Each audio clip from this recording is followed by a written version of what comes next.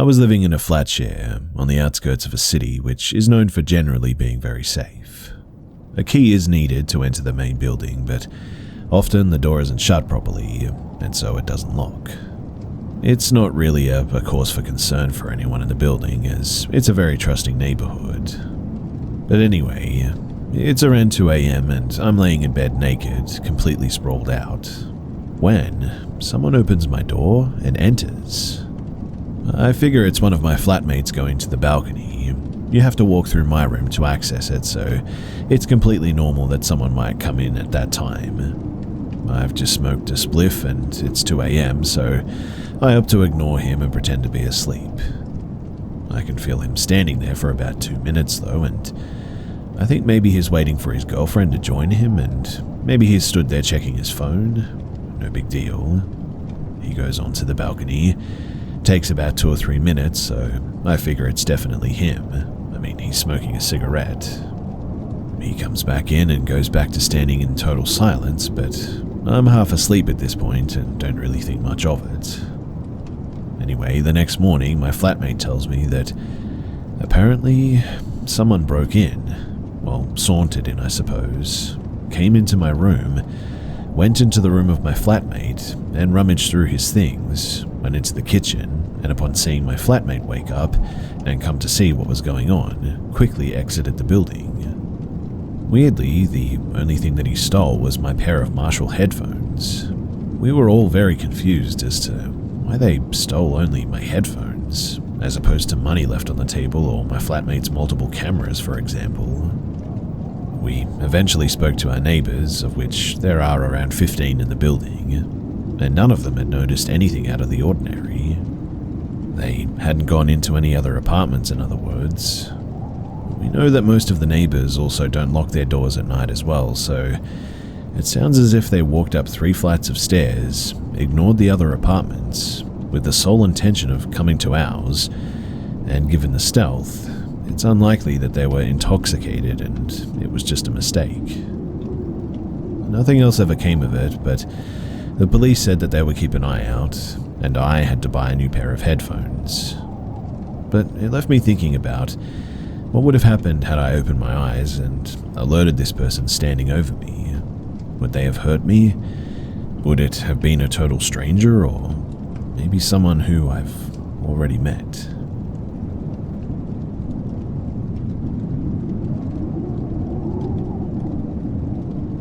This happened a couple of weeks ago. I don't have any pictures or video or anything, just the story that happened to me. And now I think that there's a demon following me wherever I go. So if anybody has any advice to give me, then please do give it.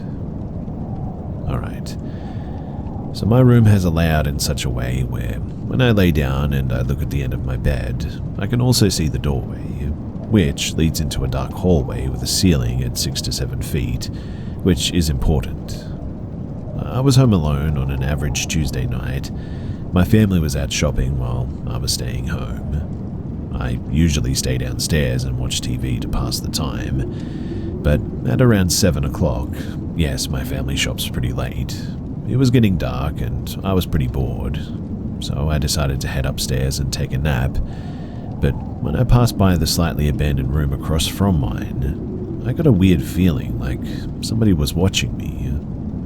I ignored it, thinking that it was either my 2 cats or my dog, as they like to play in there a lot, plus the litter box was in there as well. So I went into my room and turned the lights off, plopped on my bed and fell asleep. I didn't have any nightmares or weird dreams or anything, but I did wake up in a weird cold sweat. It seemed like I was scared, and that feeling from before was way stronger now.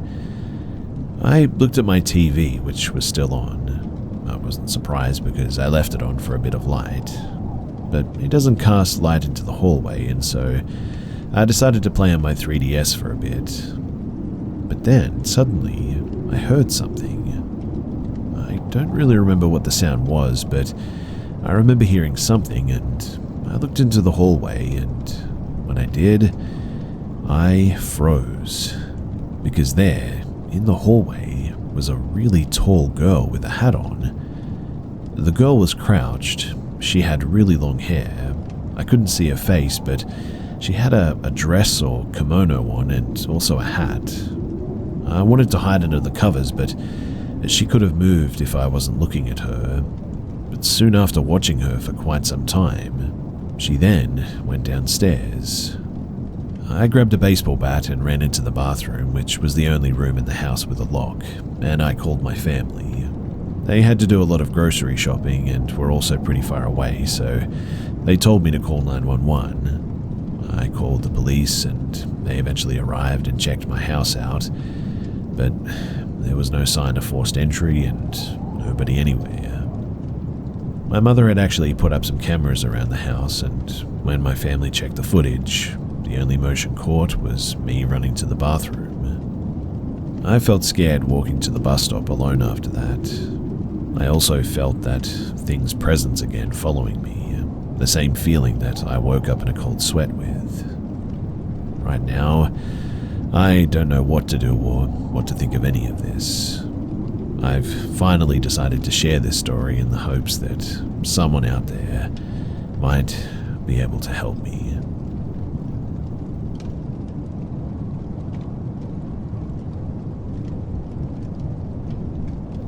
So I live on a military base in MD, USA. This occurred around 3 in the morning. I had no trouble falling asleep in the first place that night, but I do remember tracking a white circular light, even with my eyes closed, right before I nodded off. After the experience, I was awake for probably an hour before getting back to sleep again. So I was sleeping when I felt someone's hand pressing on my butt, left cheek specifically. I thought it was one of my kids come into the bed, so I shooed it away and lifted my blanket up so whoever could crawl in with me. But then a hand pressed real firm on the same left cheek, like it wanted my attention right that moment. I got up on one elbow, no kid in bed, doors closed, so I'm looking around like, what the? Then, right there, right at the foot of the bed, standing 4 foot tall, unmistakable silhouette, large head, small body, just right there. I sat straight up, and when I did, the other one moved. It was right next to me, looking over me.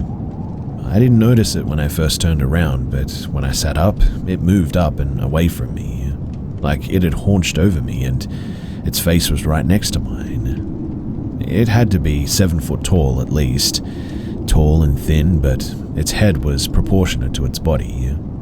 It was dark, so I couldn't see many features, just movement and shape, but they didn't look solid, like they had this swirling liquid smoke moving across their bodies. I think that they maybe were partially cloaking themselves or whatever. It looked like in between the liquid smoke, though, there was nothing, like little swirling liquid windows that I could see the wall and carpet and dresser through.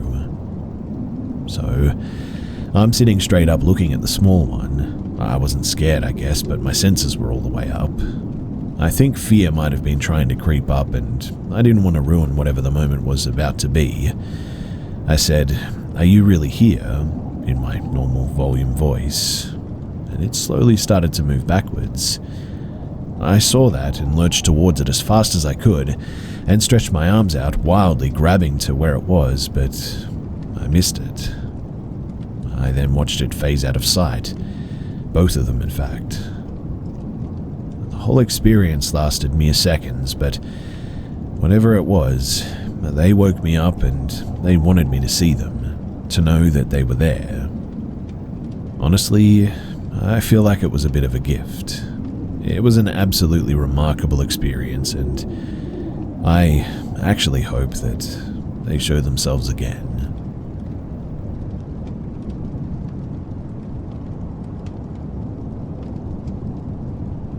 This story happened 3 years ago, around the time that COVID started. It was early 2020 and I had just gotten a new job in a small town near my area. While looking for a place to live, my sister offered to rent her house to me. She had bought the house 2 years prior, but she and her husband didn't really take to it, and their commute to work was long, so they moved out and the house was uninhabited. Luckily for me, it was actually pretty close to my workplace, around a 40-minute drive, and my sister pretty much rented it for free to me. I just paid for the water and electricity and looked after the house.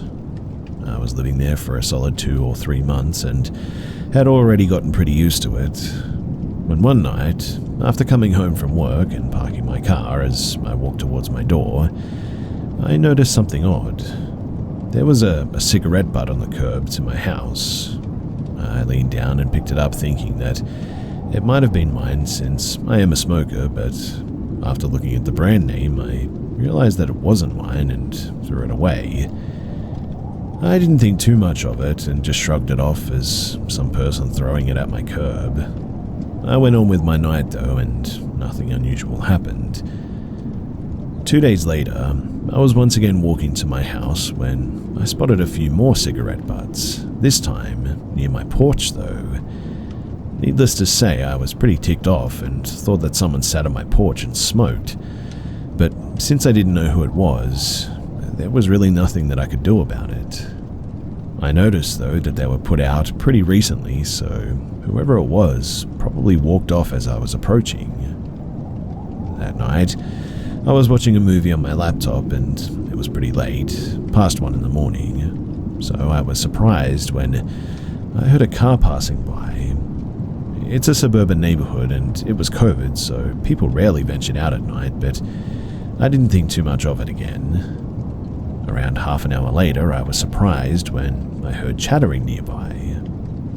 I listened intently, but I couldn't hear what they were talking about as their voices seemed almost muffled and quiet. By this point, I was getting a bit unnerved, so I stopped the movie and quietly got off my sofa and walked to the front door to make sure that it was locked. As I was approaching the door, I froze though mid-step, as I heard the two approaching my porch and reducing their talking to a whisper. I realized right away that whoever this was, they wanted to break in. I leaned against my front door and waited, expecting a loud bang against the door or the doorknob being shaken, but it was oddly quiet. I decided to walk over to the window to see if they had walked away or changed their mind. My windows have bars from the inside out that you have to unlock so that you could move the curtains or look out the window comfortably. I slowly unlocked the bar mechanism and lifted it up. I moved the curtains and was taken aback because leaning up against my window was a man. He was as startled as I was because he basically stuttered over his own steps as he jumped back. He tightened his hoodie to cover his face, so all I could really see was his big blue eyes looking at me. His friend realized what was going on right away and started to kick the door in. He kicked it a solid 4 or 5 times, but the door wouldn't budge. All the while, I was staring at them frozen in fear and trying to comprehend the situation. I snapped out of it though and slammed the bars over my window, locking them and running up the stairs to the storage room where I pushed a table up to the door and called the cops. As I listened and expected the two to come inside any minute, I heard a loud crash and the bars from the windows being shaken aggressively. When they realized that they couldn't get in, one of them let out a really long, angry scream that probably woke up half the neighborhood. But by the time the cops came, they were long gone. The police couldn't find out who it was, but were more active in the neighborhood in the following weeks. Regardless, I wasn't keen on staying there, so shortly after, I moved out. My sister sold the house a few months later, and as far as I know, nothing similar ever happened since.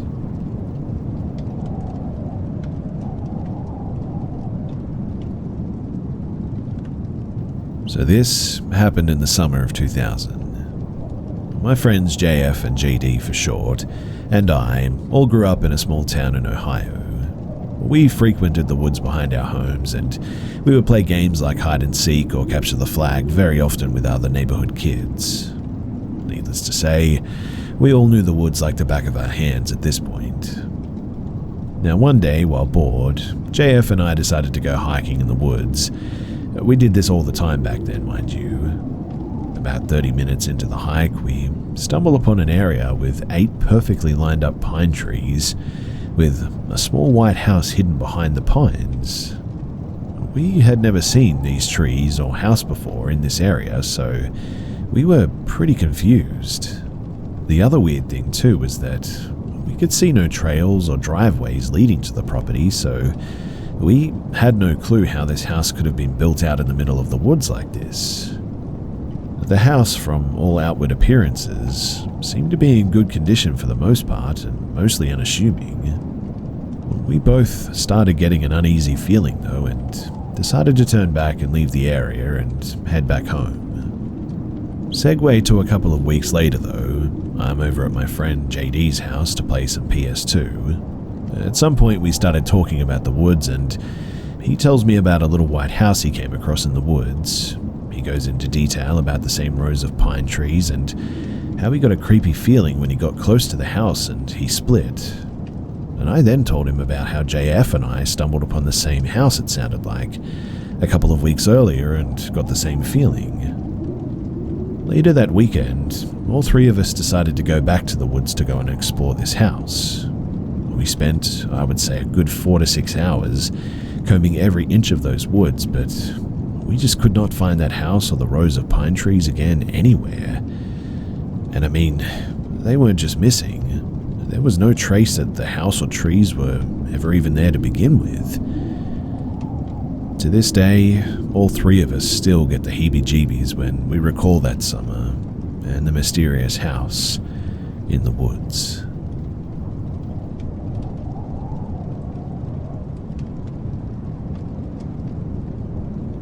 So, I'm a hardcore atheist, never believed in anything spiritual or otherworldly, but I can assure you that I saw this thing with my own eyes from maybe 1.5 meters away.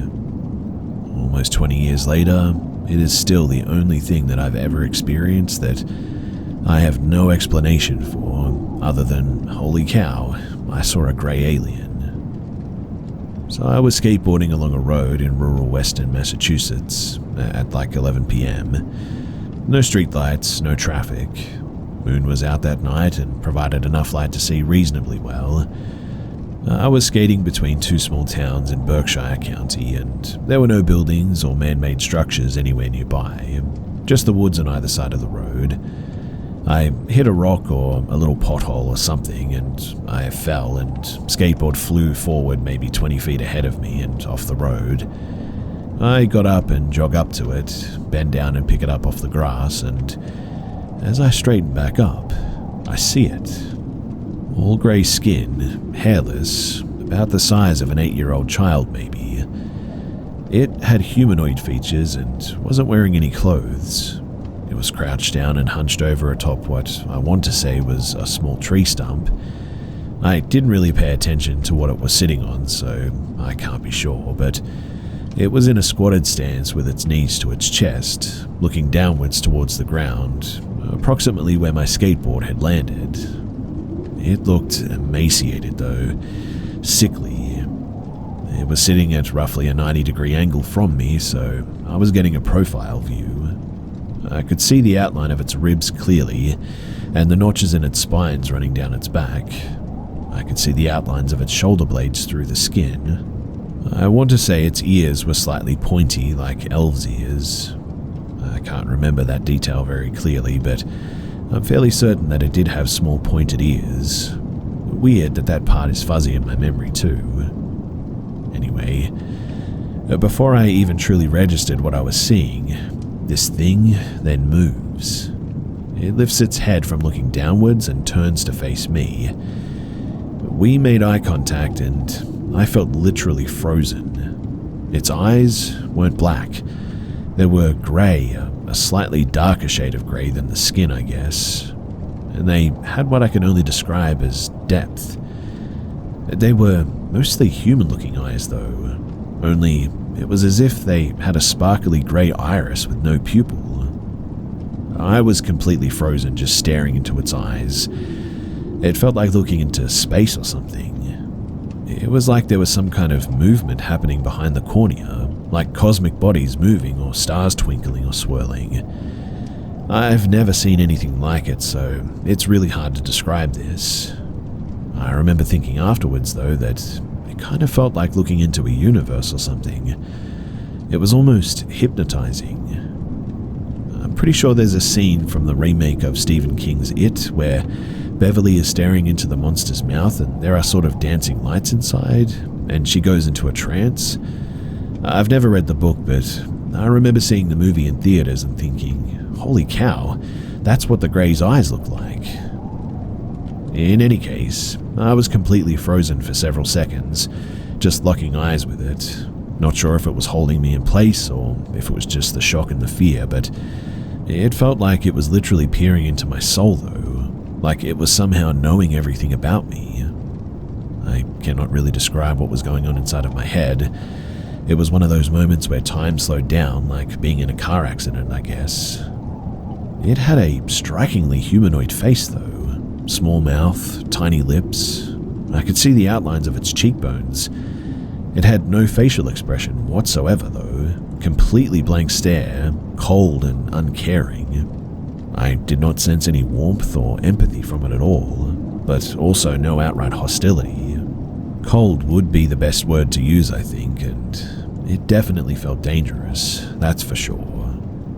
It didn't look grotesque or monstrous or anything like that. I guess it could almost be described as slightly good-looking. There was almost something beautiful about it, as cheesy as that sounds. Naturally, I was not thinking I'm about to clap some alien cheeks at the time because I was terrified, and after what was probably only a few seconds of locking eyes with it, I screamed, jumped backwards into the road, and ran away in a panic as fast as I could. To this day, I still question whether or not I hallucinated the whole thing, but I was completely sober, not sick with a fever or anything out of the ordinary, and I've never had hallucinations or anything like that before or since then. This wasn't just a glimpse, mind you, as well. I mean, I had a totally unobstructed view, and I saw this thing move and stare at me with those sparkly grey portal eyes. It was, hands down, the freakiest experience of my whole life. As a closing remark, I'll say that since I did mention that it was nude, and since I'd certainly want to know what alien genitalia looked like if I was in your position, that unfortunately, I didn't get a look at whatever was between its legs. It was crouched or hunched in such a way that its little thighs obscured its crotch, so sorry to disappoint. I cannot confirm if it was male or female or what.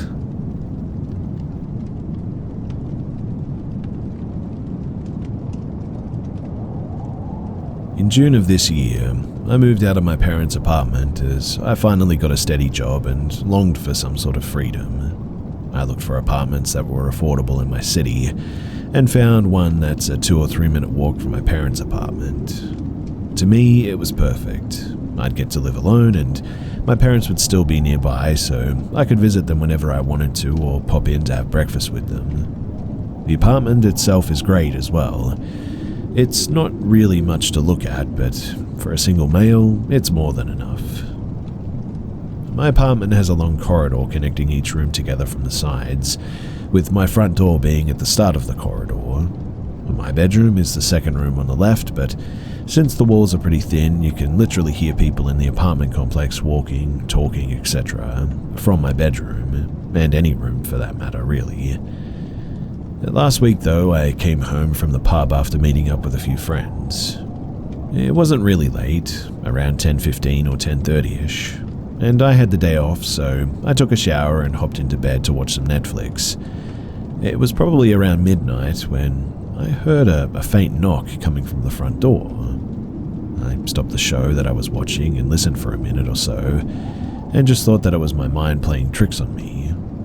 I continued watching Netflix when, once again, I heard a 2-motion knock on my door. I sat up from bed, went to the door and looked through the peephole, and sure enough, it was pitch black. I once again shrugged it off and went back to my room, but before I could even sit down properly, I heard a slightly louder knocking at my door. At this point, I thought that it was my friends playing a prank on me, so I called my friend and asked if he was knocking on my door, and If he was, then it wasn't amusing. He paused for a second and said, "Dude, I'm at home. I have to be up at like 7:30. I believed him and hung up the phone.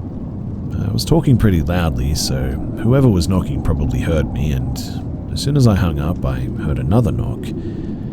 At this point, I was pretty ticked off, so I walked to the door, looked through the peephole, and saw nothing. I then unlocked the door and took a peek and closed the door and locked it. Me being angry and a bit intoxicated, I decided to wait and catch whoever was knocking. So I spent a solid 10 minutes silently looking through the peephole before being a bit startled as someone put their hand over the peephole and knocked again. I immediately started unlocking the door and ran out the apartment to the hall. I heard someone booking it down the steps and heard him, supposedly, lean against the wall as his jacket shrugged the wall, so I ran a few steps down before realizing that whoever this was waiting behind the corner to get the jump on me. I hurried back inside and called the cops.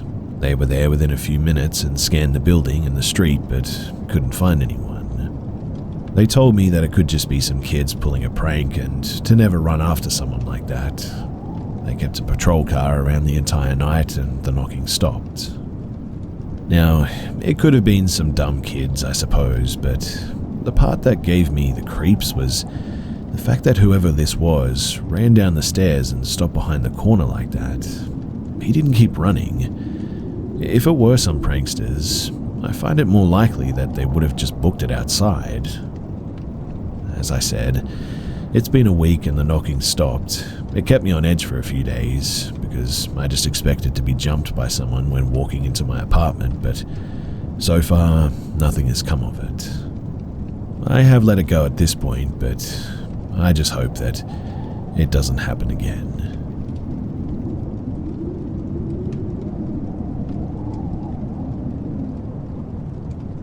I want to preface this story by stating that I'm a very analytical person. I'm actually a technical business analyst, so my livelihood is to analyze and find reasoning behind every situation. But it's to the point where I just cannot deny that something is living in my family home and it imitates my mother. So I live in Queensland, Australia, and in about 2004, we moved into a very old Queenslander home. Google Queenslander home and you'll see the type of house that I'm talking about. It was a big fixer-upper, with very high ceilings and a beautiful deck that caught the summer breeze perfectly. It was the first house built in the entire street over 150 years ago, and used to be a celery farm.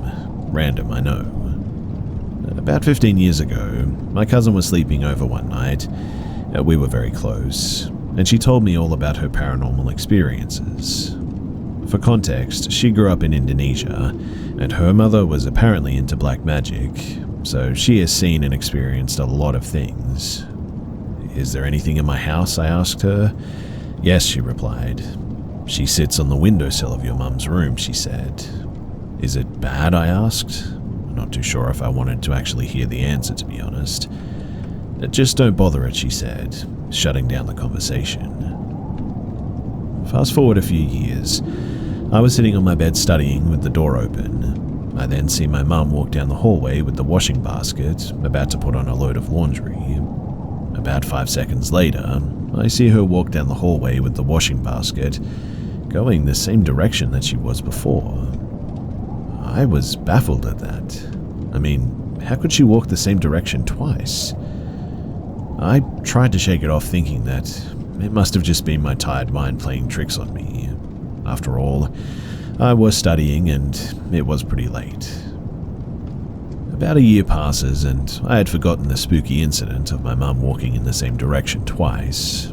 It was a Friday afternoon and I had my best friend over and we were hanging out in the kitchen talking to my mum. Mum was cooking dinner and me and my friend were just chatting away. My brother then appears from his room. "Where's dinner?" he asked. "Still another 30 minutes away," Mum replies. "But you just came into my bedroom and told me that dinner was ready." We all froze, silent. Chills ran up the back of my spine as I remember the incident that happened a year prior. "No, I didn't," Mum responded. Yes, you did," my brother exclaimed. "You knocked open my door, walked into my room and told me that dinner was ready." Now, I can vouch for my mum that she definitely didn't do this. After all, I was with her the entire time. My brother shook his head. "Perhaps I'm imagining things," and then walked back to his room. It was then that I knew that he wasn't imagining things, though. From there as well, things got weird, but only for me.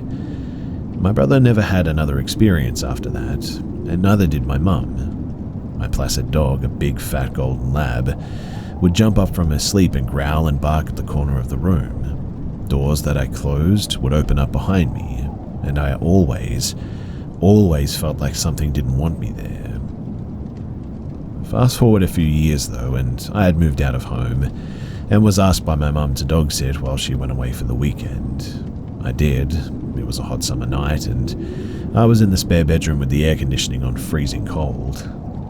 Then, at the exact same time, the air conditioning turned off, my phone went to Do Not Disturb, and the bedroom door flung open.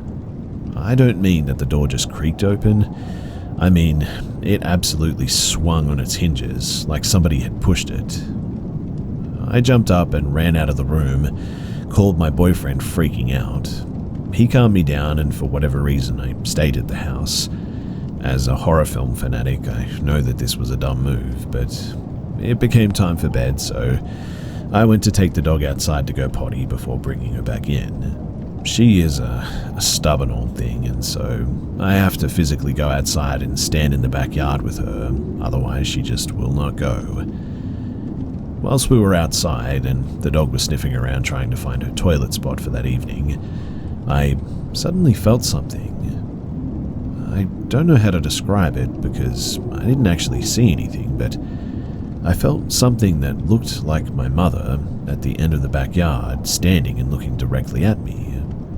I know that sounds really weird, but the feeling was so strong. People will say that it was your mind playing tricks on you, but I swear that it wasn't, because I have never before nor since had a feeling like that before. It was like I was seeing something without actually seeing it. I sort of sensed it, I guess, and it sensed really strong. She was in a nightgown, blonde shoulder-length hair, looking just like my mother, except cold and emotionless and angry. I rushed the dog back inside and I went to bed. Needless to say, I didn't sleep well that night. Whatever it was imitating my mother, it didn't seem to like me. It never showed itself to my mum or brother, but for some reason loved to torment me. That was until recently. You see, I was over at my mum's for dinner, and the topic of ghost stories came up. I brought up all the experience that I'd had at that house, and how I found it so strange that Mum never experienced it. Mum looked at me with a blank stare, almost as if she was trying to hold something in. "What is it?" I asked. "Well, the other week, something happened." She began to tell me the story, which finally made her realize that I was telling the truth. Except this time, it imitated somebody else. Mum was with her friend on the balcony, having some afternoon tea or whatever. "Where's the bathroom?" her friend asked. "Just down the hallway," Mum replied. Her friend then got up to go to the bathroom. From the balcony, you can pretty much see everything from the house as it looks straight down the hallway. Mum looked down, eating her afternoon tea, and when she looked back up, she saw her friend walk out of the toilet and into my mum's bedroom.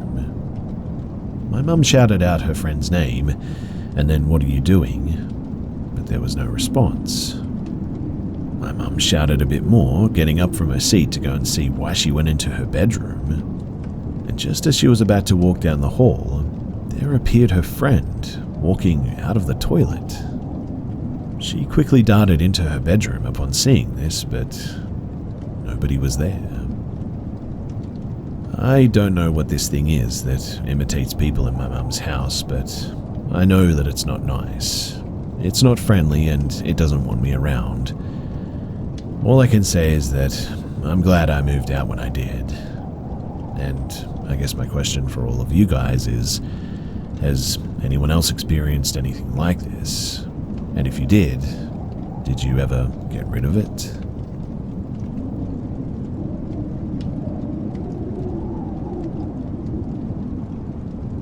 So, I had a roommate named Adrian Michaels. We were very close friends, and she needed a place to live, so we moved in together. I was pregnant, and we celebrated every aspect of my pregnancy together. She made an appointment to freeze her eggs because she was in her late 20s, and she didn't believe her eggs would be good by the time that she was ready to have a baby. I'm giving these details so that you can see what situations we found ourselves in. Anyway, a few days after my due date, her service cat alerted me and I was going to be sick. Sure enough, I was, and I went to the doctor just to be safe. For reasons I won't get into, they illegally held me there and coerced me into having an unnecessary C-section, which was my greatest fear. 3 weeks later, I was in a spiral of depression and unable to do my usual tasks. I usually cooked and cleaned for her. She also spiraled into her ED and lost a lot of weight very quickly, and she quit exercising as well. Another thing I won't go into a lot of detail is that she had a very bad day that day, and unfortunately, that night she died. So after that, we had to move. Our first day looking, we found a 2-bedroom house on the lake for $750 a month. Similar houses were going for like $1,400 plus at the time, so we felt extremely blessed. We were the only applicants, and the owner said that his wife couldn't handle living in the house but wouldn't explain why. So we moved in, and within a few days the place started feeling unsafe. We felt like we were being watched, and the place really obviously wasn't under surveillance, but it felt like a weird spiritual thing almost. I've always been kind of sensitive, I guess, and here was definitely no exception. It started pretty benign, I guess, like feeling like I wasn't alone in the kitchen or the laundry room, and that was fine. I mean, it didn't bother me too much. We just figured that maybe Adrian was stopping by. I would talk to her sometimes and tell her that I'd miss her, but it was around then that the dreams started. Pretty standard dreams usually. Feeling like my daughter was in danger, feeling like I was falling, seeing shadows in my lucid dreams, but I had a dream about Adrian, and she was sitting drinking tea, and after a tearful reunion, she told me that it wasn't safe to be where she was and she had to leave, and something kept lurking in the shadows. She told me not to look for it because it's going to cause me even greater pain. When I woke up, my baby was screaming in her crib, and there were really huge ants just all over the place. She'd been bitten a few times as well, but it was winter and there were no ants in the house usually that we knew of. I mean, we kept the place really clean. We put out some ant poison though, and we never figured out where they came from, and we never really saw them again after that too. They just seemed to vanish. Also, my chinchillas would bark a lot when they'd normally been quiet before. Soon after this as well, I was cleaning and I found what looked like a bloody handprint in the closet. I took photos, but they were on my old computer, which I can't turn on anymore. But the handprint was very clearly that of a child. When we moved in, I put all of Adrian's stuff in the spare room, and I never went in there.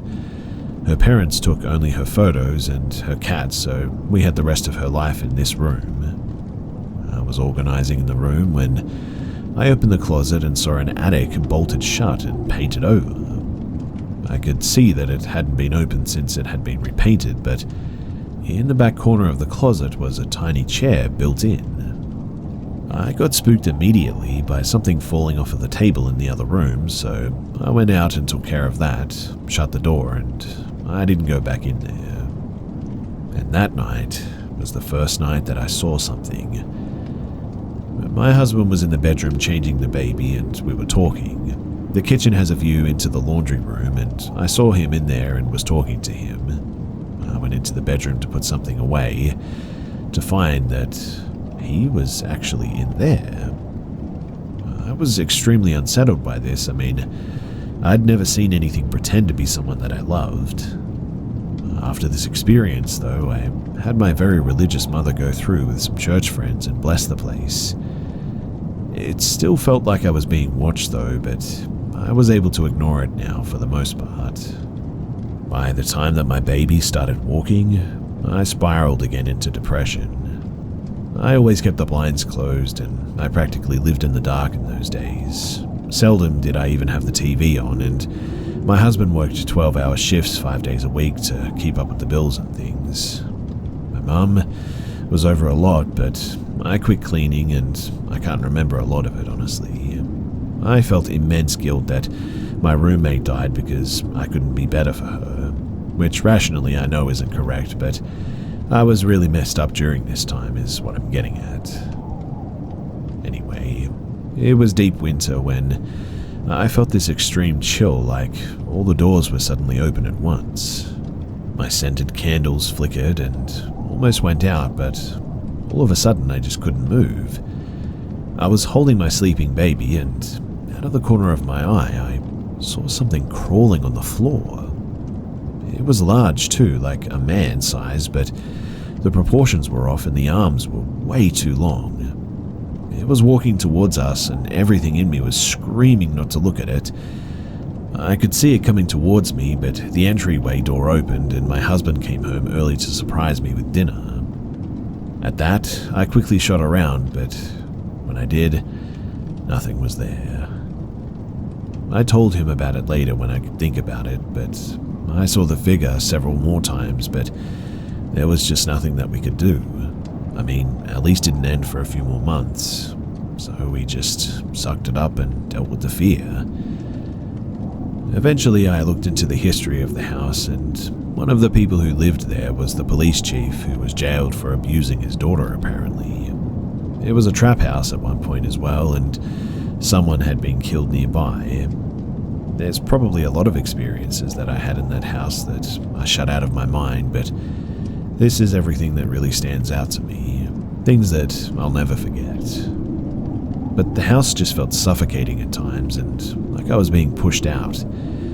The landlord had a second house available for only $450 a month, so we moved out the day after we found out about the other rental place.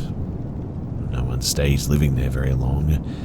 Most people have stayed for about 4 months before everyone always leaves. Since the events of this story, though, my life has improved incredibly. I haven't had a single bout of depression since living there, and I have 3 children who are all very happy and healthy. My oldest sees ghosts and has past life memories that she tells me about, but I'll save those for another time. I've been meaning to share this for over 6 years now, and if you've listened to all of it, then thank you. I appreciate getting it off my chest because it's been a very, very long journey.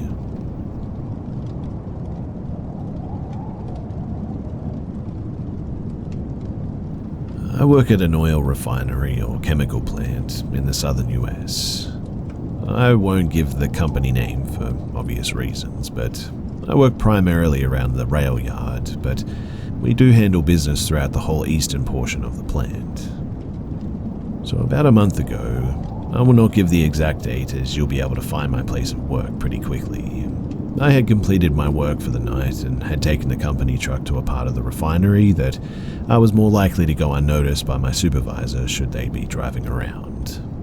This has been my go-to spot to hide from the boss and sleep away the remainder of my shift for the past 2 years or so that I've worked here. This part of the refinery where there had been a relatively localized explosion that tragically took the life of a woman that had been employed directly by the owners of the refinery for about 5 years. She was attempting to fire up burners to restore power to the refinery during an emergency power outage.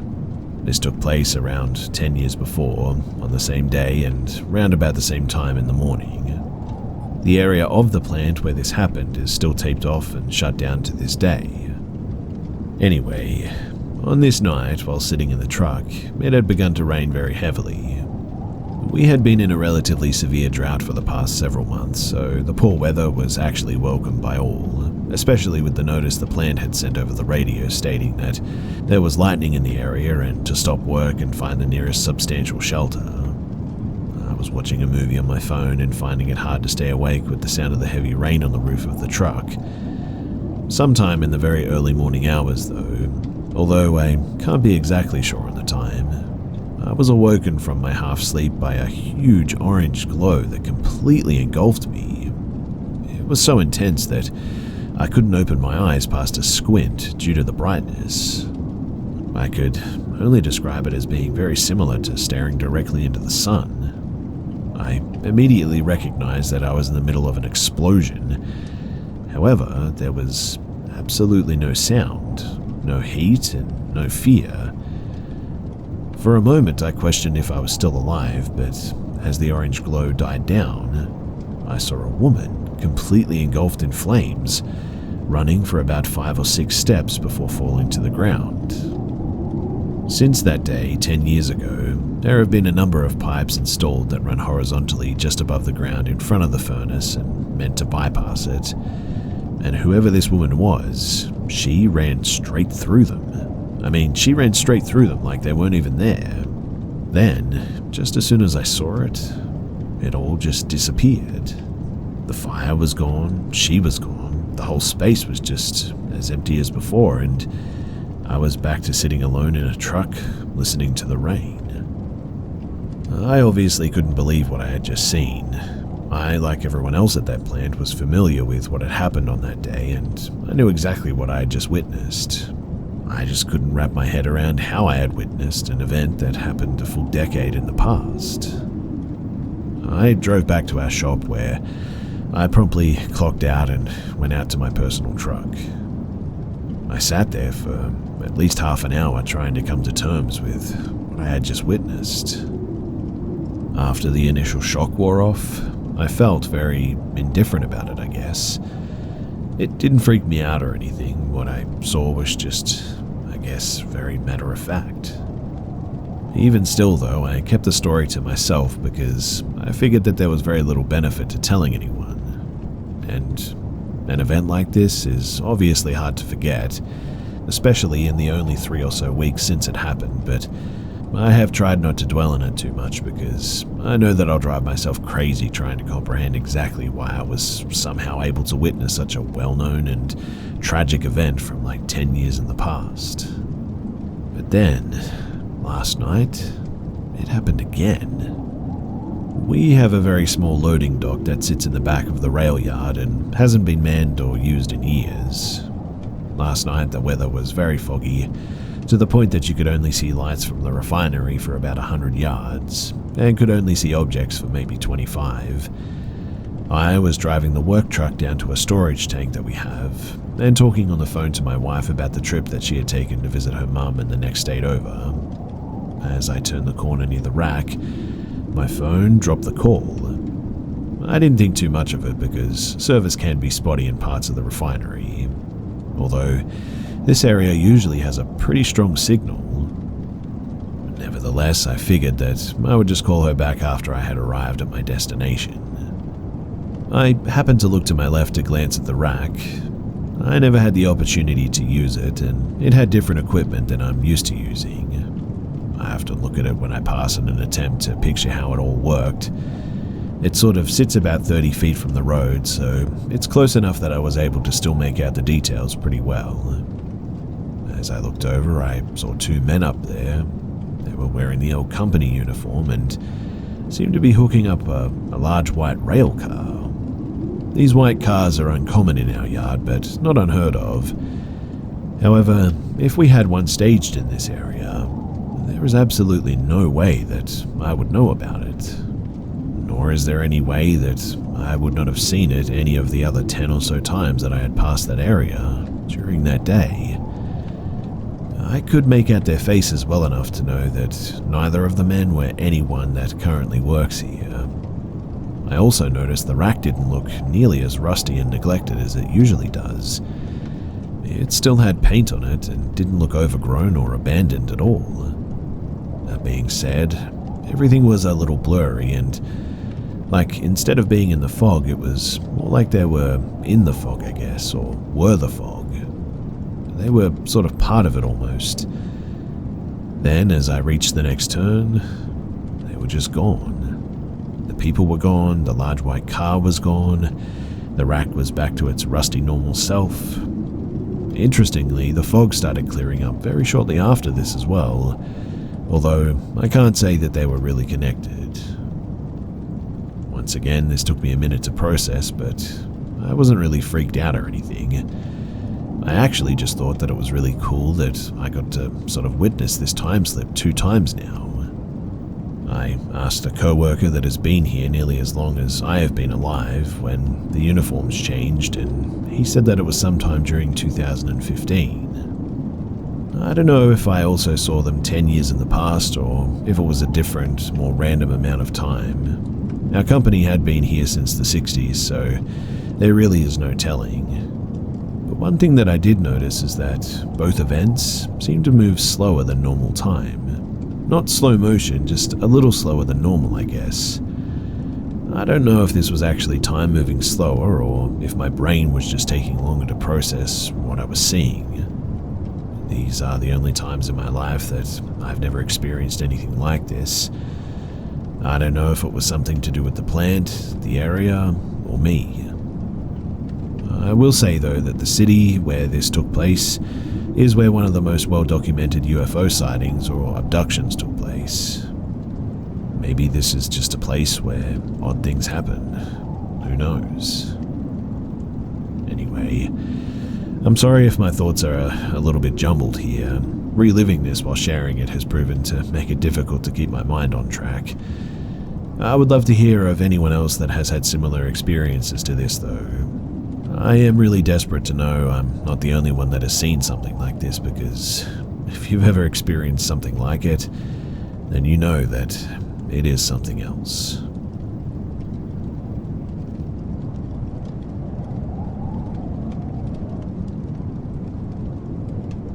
This takes place in the rural farmland of southeastern United States. For those from around the area, you will know that there really isn't much around except for old farmhouses, fields, and the occasional subdivision. When I was around 17 or 18, I was dating a girl who went to the same high school as me.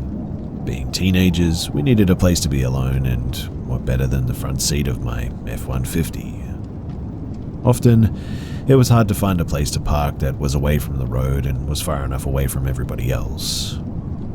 One evening, as the sun was getting ready to set, I remembered an abandoned house with a long driveway and a tobacco barn off some old back road with no other houses around. I had been there before and explored the property. The house's roof had been abandoned long ago and currently had been used to store lumber, apparently.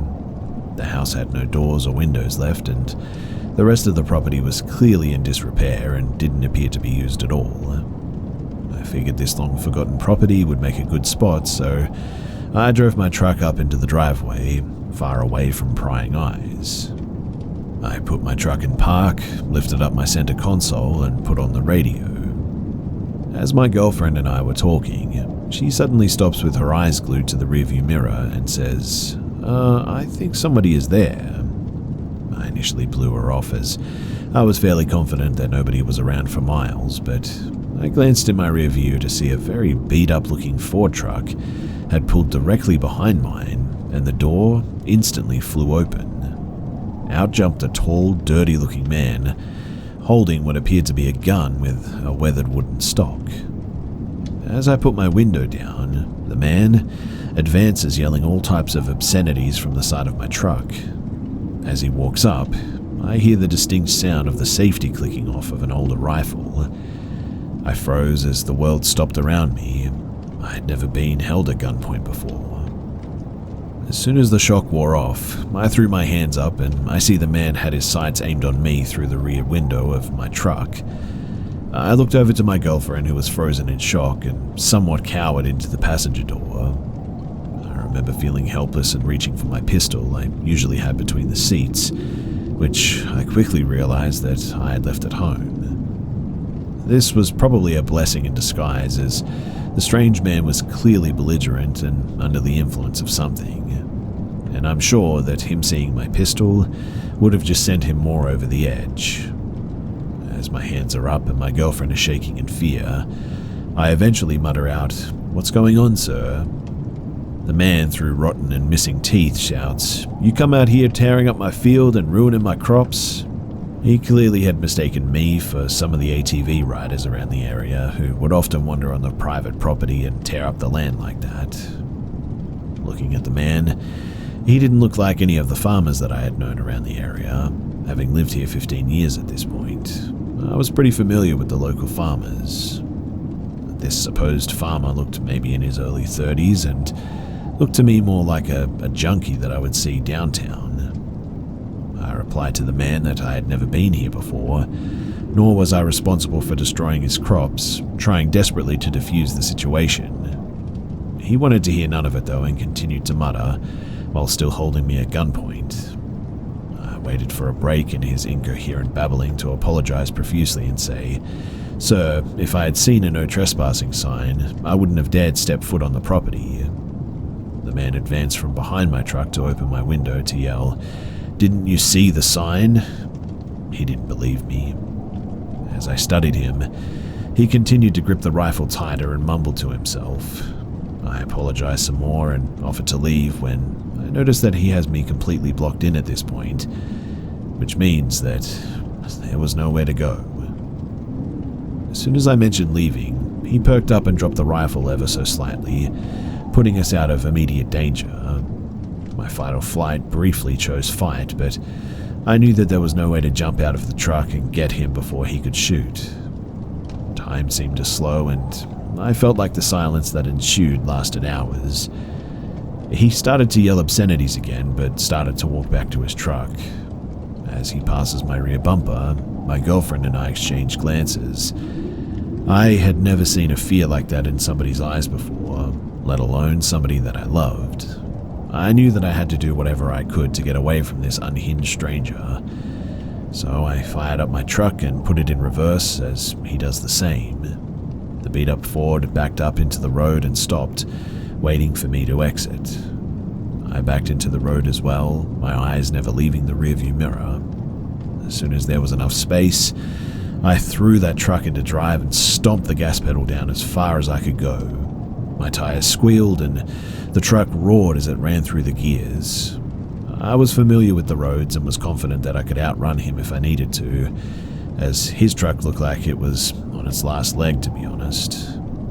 As the speedometer flew past 60, I could see the man following us, but enough distance from my truck that it would be hard to put a hole in my tailgate. My girlfriend is calming down at this point and is trying to rationalize what had just happened to us.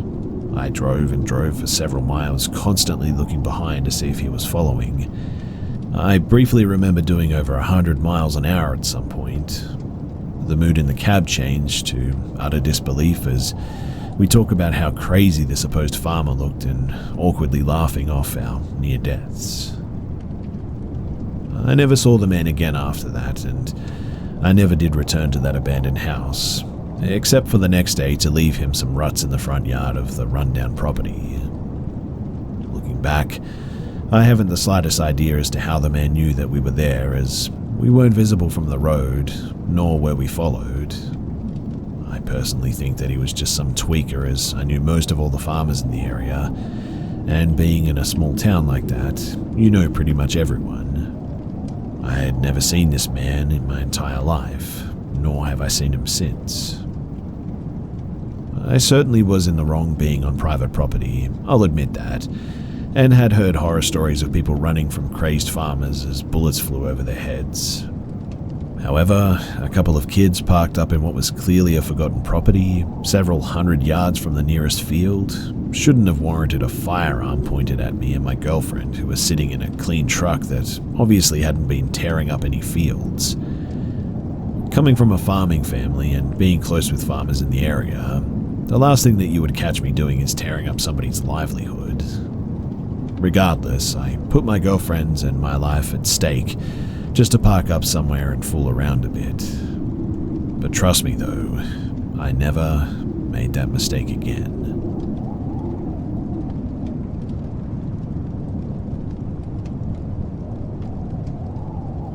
For context, I'm a highly skeptical but no stranger to the paranormal. I'm the type that believes that demons exist, but most ghost stories are overreactions of easily explained phenomena or simply hoaxes.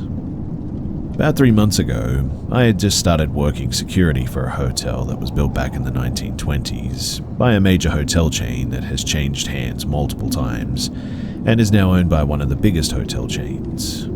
I won't say which it is though, so that I don't get sued or anything, but from what I've been told, paranormal activity is not a common occurrence in the hotel, but some years back, the Make-A-Wish Foundation started sending some children here because it's a major resort at one of the most popular beaches on the East Coast, so why wouldn't they, right? However, the hotel was not informed of this and didn't realize what was happening until several children died in their rooms over the course of a few weeks. And supposedly on quiet nights, you can hear children playing with a ball in the Northern Tower ballrooms at night. For years, guests complained of children playing ball loudly next to their rooms, even when security would check that there would be nobody there.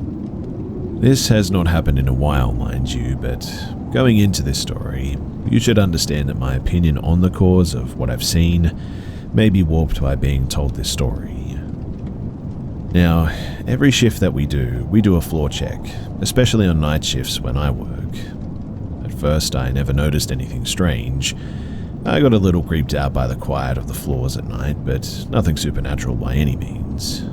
The hotel has 2 separate towers separated by a restaurant and shopping area that connects them. About a month into the job, and suddenly I started feeling like something was following me on the floor checks, especially in the South Tower, which is the biggest and tallest, and where I understand most jumpers choose because of all the rooms facing the ocean, having a sliding glass door with a short rail in front of it as well. And, well, you can put the rest together from there, right? Anyway, it got really bad in October. Maybe the spooky season had an effect on me, but this feeling of being watched and followed just never really went away. As the weeks have gone on, I started seeing distorted faces in windows as I passed by, to the point that I no longer look at them. The floor pattern sometimes reflects on the glass, and the mind could easily make a face with the pattern, I know that, but some of these faces were up further on the glass where this really shouldn't have been possible. When I focus up there, I can almost hear whispers in the back of my mind, urging me to, finish myself for the mistakes that I've made, or even telling me insecurities I have about myself. I've really never told any of those things to anyone, too. In the last few weeks, some strange physical and auditory phenomena have occurred as well. So part of what we do on floor checks is close doors that we find open, and some of the doors lately have been more difficult to close. One in particular I had to use all my strength to slam shut. The ice machines, too, on each floor sometimes make a sort of banging noise while in operation, so I usually attribute any noise that I hear from the vending area to that, but sometimes it almost has sounded like someone was rummaging in the garbage cans. And when I would go to investigate, I'll hold my keys so they wouldn't jingle in case it was a person, and as soon as I do, the rummaging noise always will stop. On a couple of occasions, I felt what I can only describe as hands touching me while closing certain doors. Sometimes it's just a tickle, and other times a sort of brush against the back of my hand, and even a feeling like someone on the other side of the door is pulling it in the opposite direction against me. And because of all this, I now dread the floor checks, especially after 3 a.m. I'm not trying to make this seem scarier than it is, but these things intensify the closer that it gets to that hour for whatever reason. Whatever they aren't friendly, and I think that they know that I can sense them. They really don't like that I can sense them too. Like some nights, that watched and followed feeling is more like a burning hatred directed towards my existence, like being stalked by an enemy or a predator. I'm pretty religious too, and whenever these things happen, I always pray to God, and when I do, it usually goes away, or whatever it is. The scariest thing, though, is the last time it was that intense that I heard something growl next to my ear. I've never been hurt by them, mind you, so my assumption is that they can't actually hurt anyone physically, but they try to communicate often, and they want their presences acknowledged. Almost as though there's a power that comes from it. My grandmother told me once that demons truly have no power. They're only capable of whatever we believe them to be capable of. So I guess my mounting fear is feeding them, whatever they are. Now, I know that my experiences could just be me seeing things or looking too much into something completely explainable. I don't know, but this is just what I've seen and heard. Whatever it is that's haunting me at night, my co-workers don't know about it, or at least they aren't telling anyone, like I don't too. Maybe I'm just crazy and seeing things, but if that's the case, well, why am I not having any other signs of manic episodes or psychosis or something? And more importantly, why am I only seeing things in that one part of the building?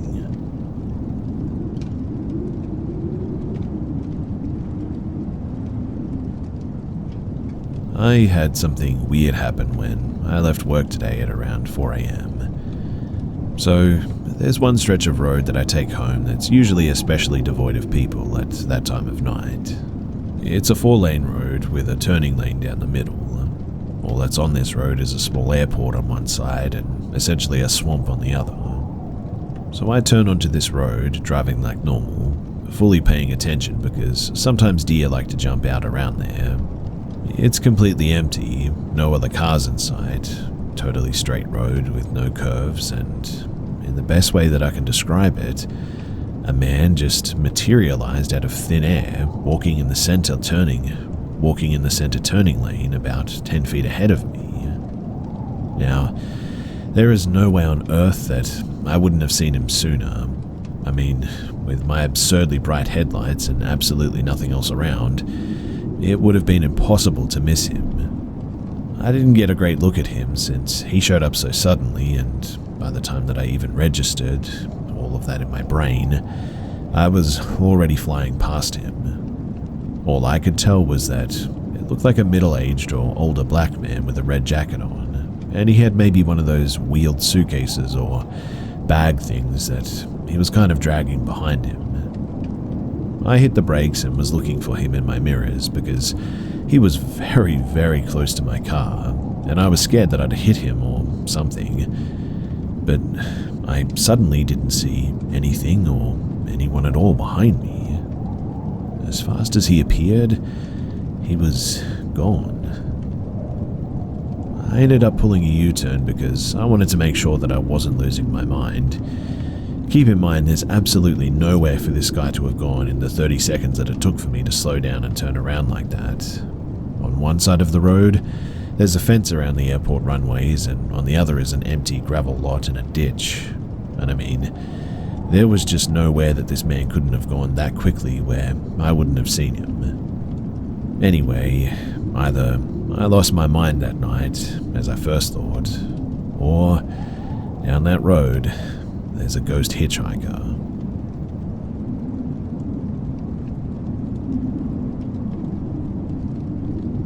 This event happened about a year ago, but it has always stuck with me. I haven't been able to find a lot of clear information about it, so I would love to hear any possible explanations that you might have. So, my family recently moved to rural Pennsylvania, about 10 minutes from the West Virginia border, and about 20 minutes from Ohio.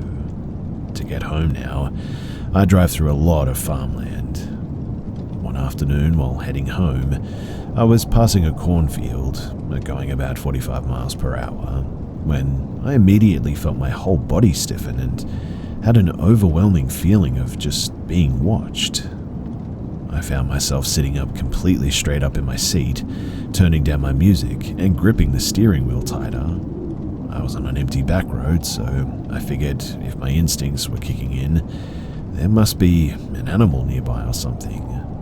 I slowed down to about 35 miles per hour and I glanced around to see if I saw a bear or a coyote or maybe even a sketchy person. And it was then that I noticed two glowing red eyes peering out from the cornstalks on my right, about 10 feet in front of my car. A feeling of this is not good or safe washed over me all of a sudden, so I instantly hit the gas and sped off to my house. Once I got there, I sat there trying to figure out what the heck I just saw. Maybe someone's laser lights on a hunting rifle, maybe something reflected against my headlights strangely, but just nothing seemed to adequately explain what I saw, my sense of panic, and or the overwhelming feeling of malicious intent that came from those eyes. My best guess was that it was a really big owl, but this happened during the day, so that just doesn't make any sense. Also, the fact that it happened during the day, those eyes must have been real bright to shine that light, so bright that it was easy to distinguish between it and the daylight. Whatever it was, the moment has always stuck with me, and I'd like to know if a red-eyed corn thing is a common thing to encounter, and if so, what is it? When I passed the same spot later that day, coming from the opposite direction, I felt hesitant or cautious driving by, but not unsafe like I did that time. Maybe whatever I saw had moved on by then, I don't know, but I just want to have an idea of what the something that moved on might have been.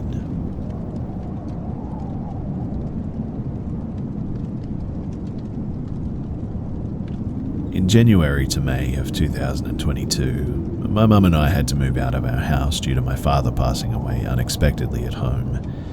A friend of my mum's, whose mum had also passed away, who used to live in the house as well, was nice enough to offer that we live there until we could find a different house, get back up on our feet. We had stayed at this house before to watch her dogs for shorter periods of time, like for a week while they went on vacation. Every time that we would stay over, she would say, "Let me know if the spirits do anything while we're away and I'll get onto them. But don't forget to just politely tell them to stop. Don't be rude." That was pretty much exactly what she said too. We would hear noises around the house, see figures outside, see shadows down the hallway, and we would tell them to stop and it would stop for a few hours or so. But when we first settled into the new house after fully moving in, everything was fine as it should be. After that terrifying experience of my dad passing in front of us, it was a relief. But I do remember on the first night, I was on a call with my boyfriend because I couldn't sleep, and I remember hearing things that made me a little scared. My boyfriend does not believe in the paranormal, so he would always say, "Oh, it's just the house settling and whatnot." But I knew that it wasn't. Some things that have happened to me while I live in this house are as follows. I had an old cabinet that the homeowner's mother, who just died as well, used to own in my room. I had clothes and my skincare inside, so I would use it daily. It was hard to close, and we had to essentially clamp it shut or else the door would swing out by itself as well. So, like every morning, I specifically remember clamping it. But when I got home, the doors were both fully open, and one of my sweaters looked like it had been thrown on the floor. The weirdest thing, though, is that my mum had arrived home maybe 25 minutes before, and she said that the cabinet was closed, which meant that this happened in the span of like 25 minutes.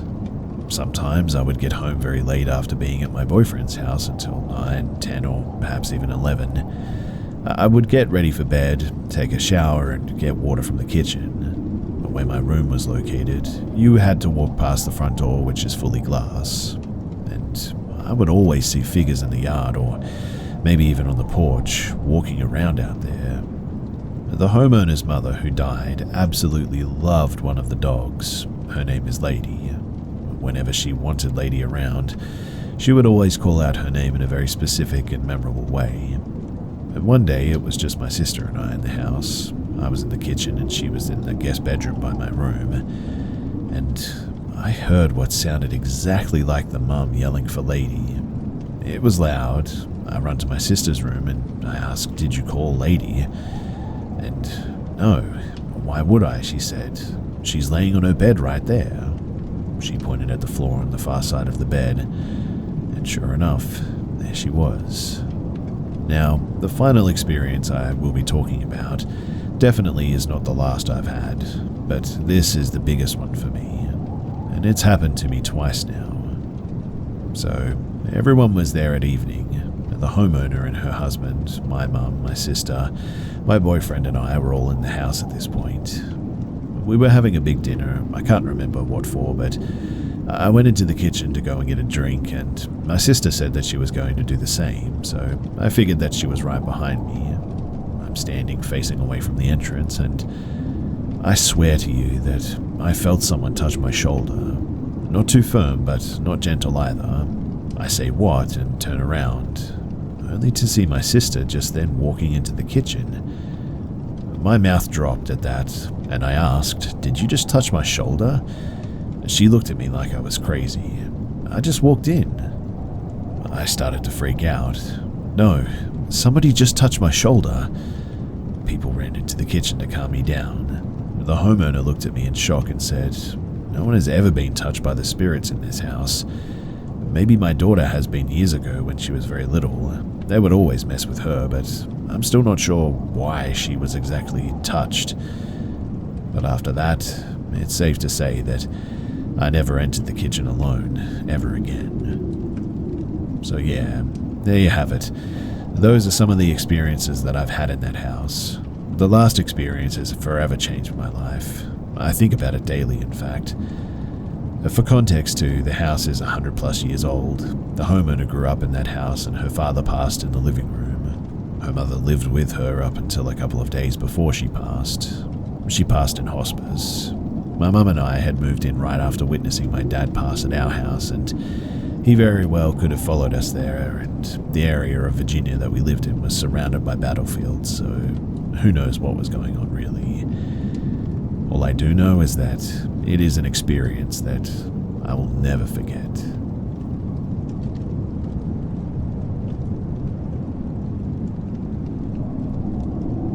I live on this big piece of sort of farmland, I guess, with two homes. The house my husband and I live in and the house that is owned by his grandparents is a short walking distance away. We have a lot of woods surrounding our land, and we get a lot of woodland animals that come through our yard a lot. It's one thing that I really love about living here, in fact.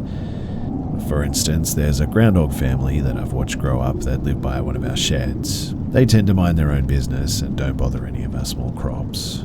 But anyways, our dogs kind of just know the territory and walk around freely between our two homes in the large field.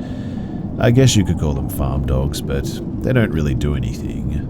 My dog is a 3-legged, 15-year-old Chihuahua that manages to get around better than me somehow, and Nana's really fat beagle who would lick you to death pretty much. We're also dog-sitting my mother-in-law's big dog for 4th of July weekend since she's going to be somewhere with lots of fireworks. He really doesn't like them, and he's familiar with our home. But anyway, last night I came out of the bathroom and the big dog starts freaking out, like whining, howling, kind of stomping his feet like he wants to show me something, if that makes sense. This isn't really unusual for him because he gets pretty mouthy when he wants to go outside, so I started going towards the door, which then he started gesturing with his head towards it. So I opened the wooden door before our screen door and he just kind of froze in our kitchen like a statue. My dog then came up behind him and froze too. They both just stared directly at me and turned their heads towards the door in sync, like they were gesturing for me to go outside. It was really uniform and weird. It's hard to describe, but it just felt so wrong for them to do it like that. But at the same time, I assumed that maybe there was a skunk outside or something. So I went out onto the porch to see our grand neighbor's dog sitting happily on our porch, which made me relax a bit. There were very distant sounds of fireworks, so I thought maybe that's what our dogs were on edge about. But then the fat beagle on the porch did the same thing, looked at me, nodded his head towards the woods like a suggestion. I noticed that he was sitting uncharacteristically still and wasn't panting and snorting like he usually does. I walked to the edge of the porch and looked around for a bit, and eventually my eyes landed at this one spot, a perfect hole between the trees that allowed me to stare back deeper into the woods a little bit. And in that spot, I saw a pair of eyes open and blink at me. Now, the rest of this is kind of a bit of a haze, but I just remember thinking, you need to go to the woods over and over again, while urging myself not to do it, like I was having a battle with a rope pulling me. It suddenly looked like there was grass that was laid perfectly for me to walk on, like I could point out spots that had been tread on by feet before. It was like there was a path made for me to walk to this pair of white eyes staring at me from the woods. My husband at this point noticed something was amiss, I guess because he heard the door open and wasn't sure where I was. I always tell him when I go outside to read or sit on the porch for a while, and I just kind of heard him behind me go, "What are you doing?" I remember saying, "I'm just looking." I specifically remember saying that too. My husband kind of started getting worried at this and started guiding me inside, but I remember saying, "I'm just looking." He finally ushered me inside and shut the door, turned around, wide-eyed, and kind of questioned, "You do not need to go out into the woods. You know that, right?" I was really confused. From what I remembered, from his perspective, what he should have seen was me standing on the porch staring into the woods.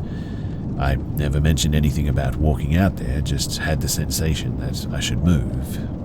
But it was then that he told me that apparently I kept looking out like I was in a trance and saying different variations of, "I need to walk out into the woods for a little bit."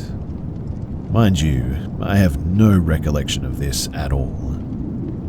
I've had weird things happen to me before, but this truly filled me with dread. I don't understand what happened, and I'm honestly really frightened about any of us going outside alone for a bit. I really, really feel like there's something trying to lure us into the woods or something. I know that sounds crazy, but honestly, that's how it felt.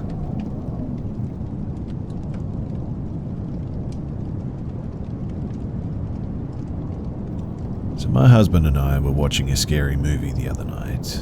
We don't usually watch scary movies, but we thought that it would be fun since our kid was staying with his grandparents for the night. And about halfway through the movie, we got bored of it and decided to call it a night. It was around 11:30 at this point. We were watching it in our bed, so we just turned it off and the lights and laid down. Within maybe 30 seconds of turning off the movie though, I begin to hear a man talking. It sounded like it was coming from our basement. We live in a log home and we sleep in the loft, which is open to the rest of the house. The stairs leading up to our room are made of half logs, so you can just peer through them and see down into the stairs leading directly below into the basement, which also has no door. At first, I thought maybe I was imagining it. I think that I've had auditory hallucinations before I fall asleep before, so I thought that that's what this was. But we have a German Shepherd who sleeps at the top of the stairs in the loft with us, and she hadn't seemed to notice anything. About 10 seconds after hearing this voice, I hear several other sounds of something moving in the basement, jostling and sort of gentle thuds. At this point, my husband whispers, "Did you hear that?" And I'm like, "Yeah." And he says, "It sounded like a man talking." And I was like, "Yeah, I heard it too." So he jumps out of bed, puts on his robe and gets the gun, and starts checking around the house. I have my phone up, ready to dial 911 if need be. He starts in the basement, nothing. All the windows are closed and locked, and the alarms on them are undisturbed. Same with the sliding door. We check the rest of the house and still nothing. I'm super freaked out at this point. He has to get up early for work though, so we go back upstairs to our bed. He goes to sleep, but I am just too freaked out and I stay up with a lamp on ready to attack this sneaky intruder until about 2 in the morning. when I was just too tired to stay up any longer, and so I fell asleep. I heard a couple more strange noises up until I fell asleep. Most of them I just attributed to the house shifting. My box fan made a high-pitched squealing noise a few times, which I've never noticed before. Almost sounded like bats squeaking. In the end, I just couldn't relax about the situation because I just can't come up with a solution as to why this happened. I mean, the house was secured. There was no way anyone could get inside. We live in a rural area and know our neighbors. They don't wander around our property. It just doesn't make any sense. The voice didn't sound particularly threatening or anything. It sounded like a country boy talking to his buddy. Not super loud, not quiet, just a sort of casual interaction. I don't know, guys. The whole thing is weird and I just don't know what to do.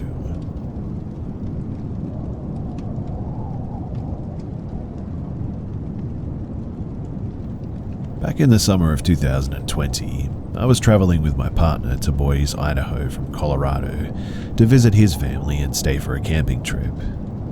The trek is nearly 15 hours long, and while you can do it in a day, it's better if you stop to rest.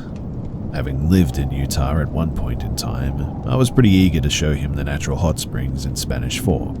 They are located deep in Diamond Fork Canyon and require about a 45-minute hike from the parking lot. But still, we were both excited to get out and moving after 7 hours in the car.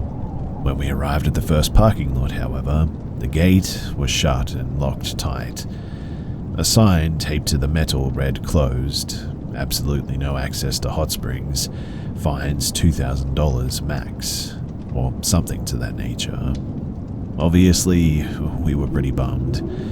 COVID had shut down many things, and we figured that this was outside, so there's no way that it was going to be closed.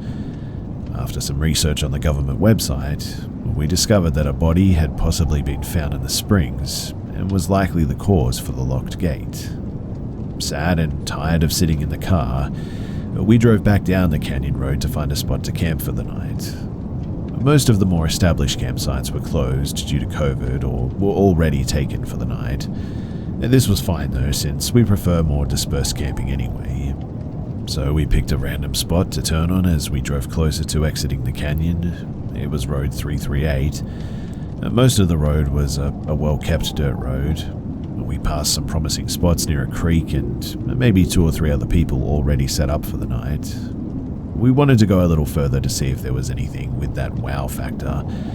It sounds funny, I know, but some sites give off that "this is the one" feeling. Finally, though, we came to a dead end in the main road with a fire mitigation road to the right. At this very spot, there was a strange boulder with some type of inscription on it, partially surrounded by a wooden fence. And I had to investigate. The inscription read, "Diamond Battle, June 20, 1866. It was a memorial for a battle that happened right here. A feeling of uneasiness and oddly respect, I guess, washed over me. After traveling up the fire road and not finding what we were hoping for in a campsite, we decided to pick a spot by the small creek that we had passed on the way in. It was getting dark quickly now, but we set up our tent in no time at all and we got a fire going. The creek was loud but peaceful. Although, ever since I read that inscription, I couldn't shake this strange feeling. I'm not a paranoid person, but I kept feeling on the edge of my seat, like someone was watching us from the woods just across the water. As the night grew darker, this feeling grew stronger as well. I decided that I didn't want to be in the open anymore and retreated to the tent to get some rest while my partner stayed up to enjoy the fire. I snuggled into our sleeping bag and I exhaled comfortably, listening to the creek that was now much quieter and was a bit further from the tent. I started to drift off when I heard it. There was soft chanting, rhythmic drums. My eyes shot open. Was I really hearing that? I strained my ears to listen over the running water. I couldn't quite get a clear sound, but something was definitely there. This is when I noticed the ground was also rumbling, as if horses were stampeding down the road, 100 feet from our site. To be honest, I didn't know if I should get out to tell my partner, but I had the strangest feeling that if I said it out loud, that it would make it more true and that an army of spirits would spring from the trees and into our campsite. Before I could make the decision, though, I must have just blacked out because somehow I had the most peaceful sleep that I had ever had. The next morning, a little bit confused, we packed up our tent and left with no trace that we had ever spent the night by Little Diamond Creek. When I finally entered cell service, I did a Google search of that memorial in Diamond Fork, Utah. Turns out, there was a battle there between the Utes and the Mormon militia, and lives were lost on that mountainside. After reading this, I decided to tell my partner what I had heard last night before falling asleep. I told him about the chanting and the drumming and even the stomping of the horses, and he looked at me, shock in his eyes, in disbelief, and said that he had apparently heard the exact same thing. And now that I think about it, I guess I was only in the tent maybe 10 minutes before he seemed to get spooked, standing alone by the fire, hearing this distant chanting and drums. And apparently, he came into the tent and experienced that same sort of peaceful blackout that I had. When I think back about it though, I feel as though we were being watched over by some Native Americans or something that lost their lives there. A strong but calm and protective presence, I guess. If you're ever on Diamond Park Road, I do hope you visit and pay respects to that memorial of the Diamond Battle. And who knows, maybe you'll experience something like we have.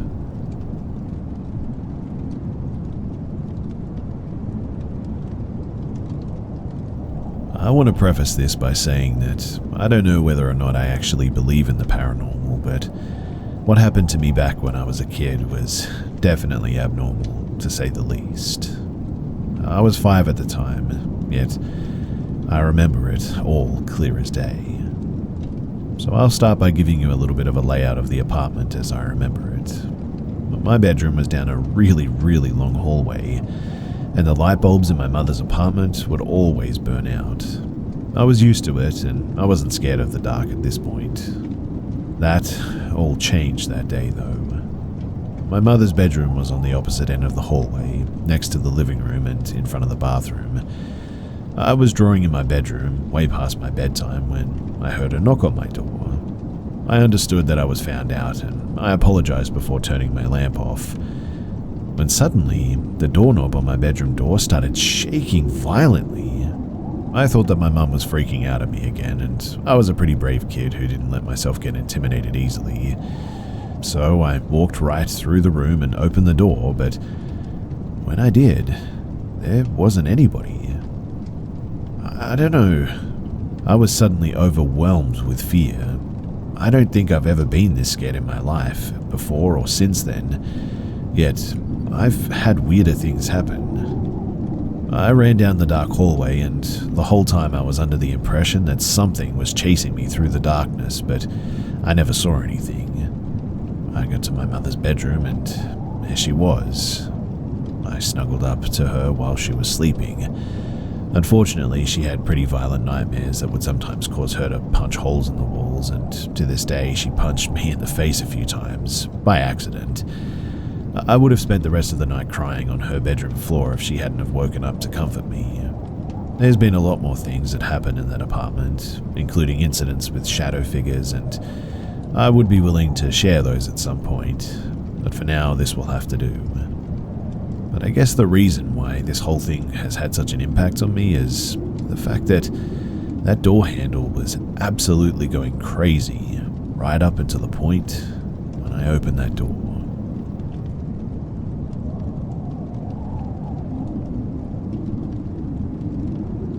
In the late 80s, my parents moved from one part of the state to another due to my dad's work. We had to live in an apartment for a while before my parents found a place to buy. I remember going with them a few times to look at older homes, as my dad wanted a deal and wanted to get a fixer-upper. Most of the older homes were really ugly and creepy though, but my parents had settled on a house that was 2 stories, 5-bedroom house with 3 bathrooms. The house was twice as big as our other house and seemed like a castle, compared to living in an apartment for a few months. The house was very dated, and although out of the house there were furnishings, decorations, and stylings of the late 1960s and early 1970s, it was still very ugly.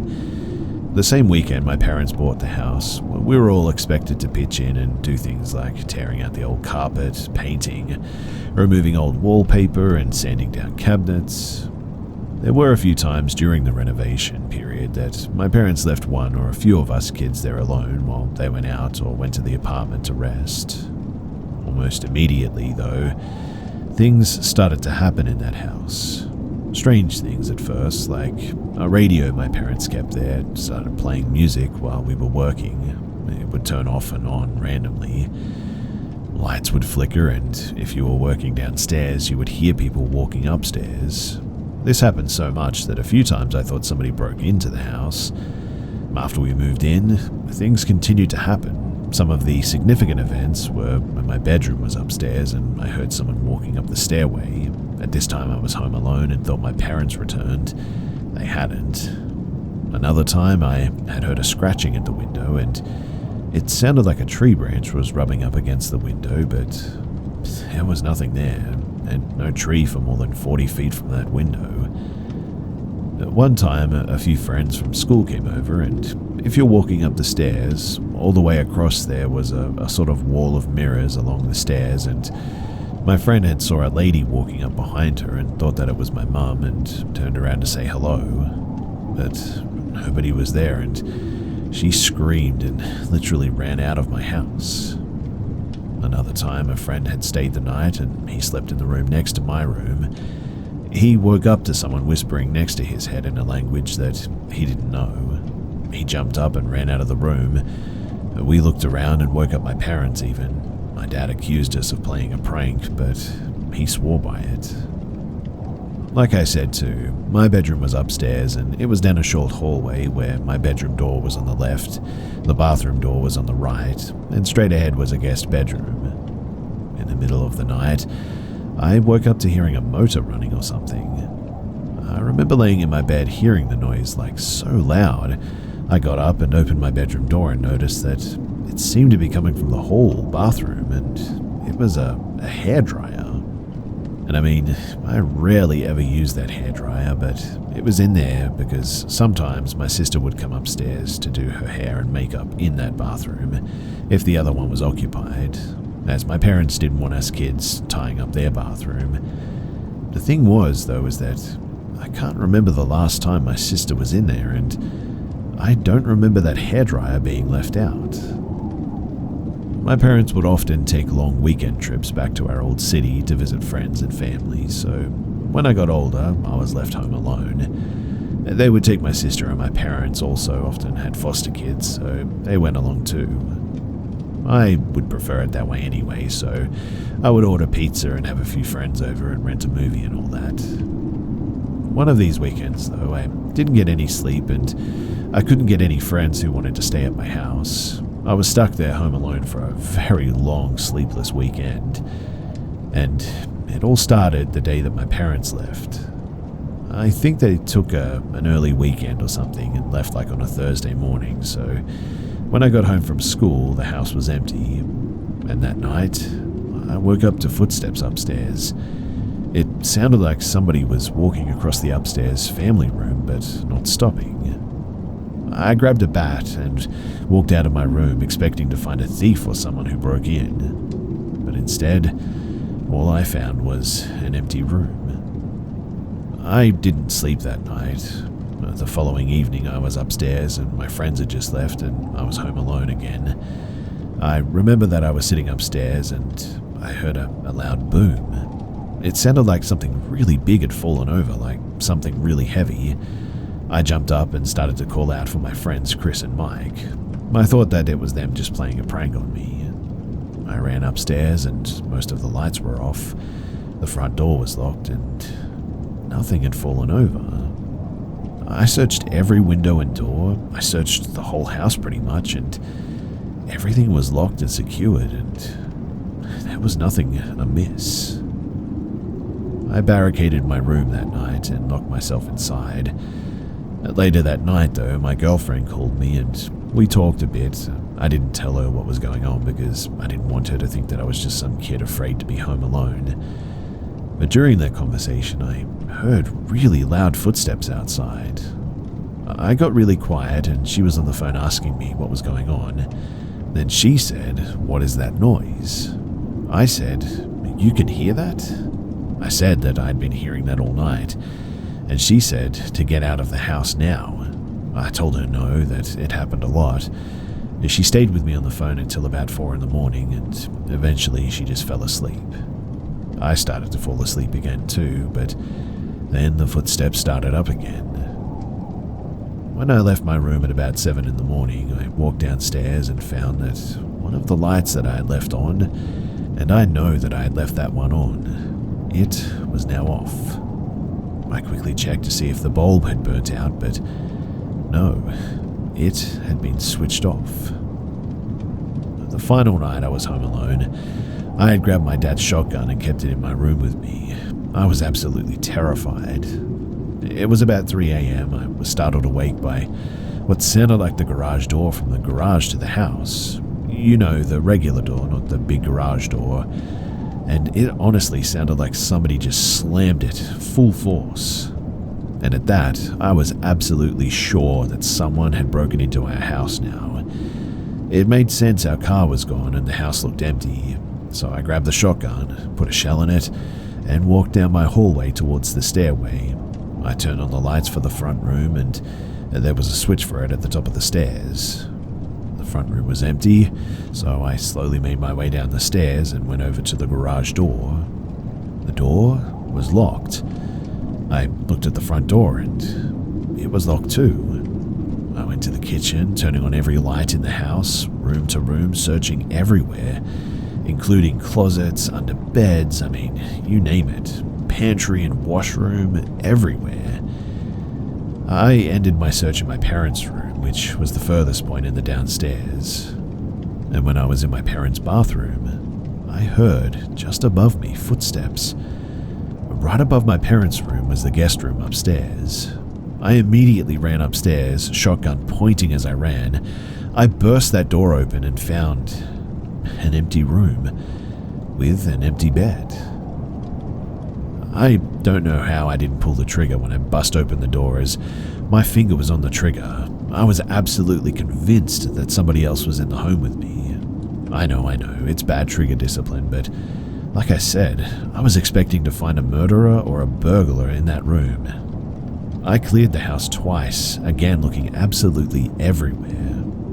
By the time the lights started to appear outside, I ended up upstairs sitting on a sofa with the TV on, half asleep with the shotgun still loaded next to me. I then emptied the gun and I put it back before my parents found me with it. A while after that, still having some odd things in the house like unexplained shadows, noises, lights turning off and on, I just sort of started to live with it, I guess. One summer, my dad wanted me to clean the garage and suggested that I use the attic above the garage to put the things that we didn't use anymore in there. Just boxes of old financials, old toys and luggage and whatnot. But when I was up there, I noticed something. The attic above the garage was huge, like almost another room. But then there was a wall that sort of separated the garage wall to the house, so I looked at it thinking that this isn't actually the back of the restroom or the guest bedroom, it just didn't make sense. I then jumped down out of the attic and went outside. I'd never noticed this before, but between the stairs and the areas that connected over the garage attic, there was actually a huge space there. On top of that, there was a metal vent the exact same size as the guest bedroom window. I went back inside the house looking for clues, and sure enough, there was what appeared to be a void. And at the top of the stairs, I looked at the wall and thought, wow, there used to be a door there. I jumped up into the attic space above the garage and cut a hole into the drywall leading back to the back of the house. I cut a hole big enough for my head to go through. I looked inside, and in there was a whole nother bedroom. That bedroom had its carpet ripped up, but still, the strips along the wall that held the carpet, that was all still there, and it had old yellow and pink wallpaper. It looked like it used to be maybe a girl's room or something, because one of the walls, the one that I had cut through, it was painted pink, like Pepto-Bismol pink. I enlarged the hole big enough to climb into it, and found an old table-like bed side table, old beer cans, an old empty pack of cigarettes, and just trash like crumpled up newspapers. I had asked my parents if they knew about the room, and my dad was kind of upset with me for cutting into the drywall.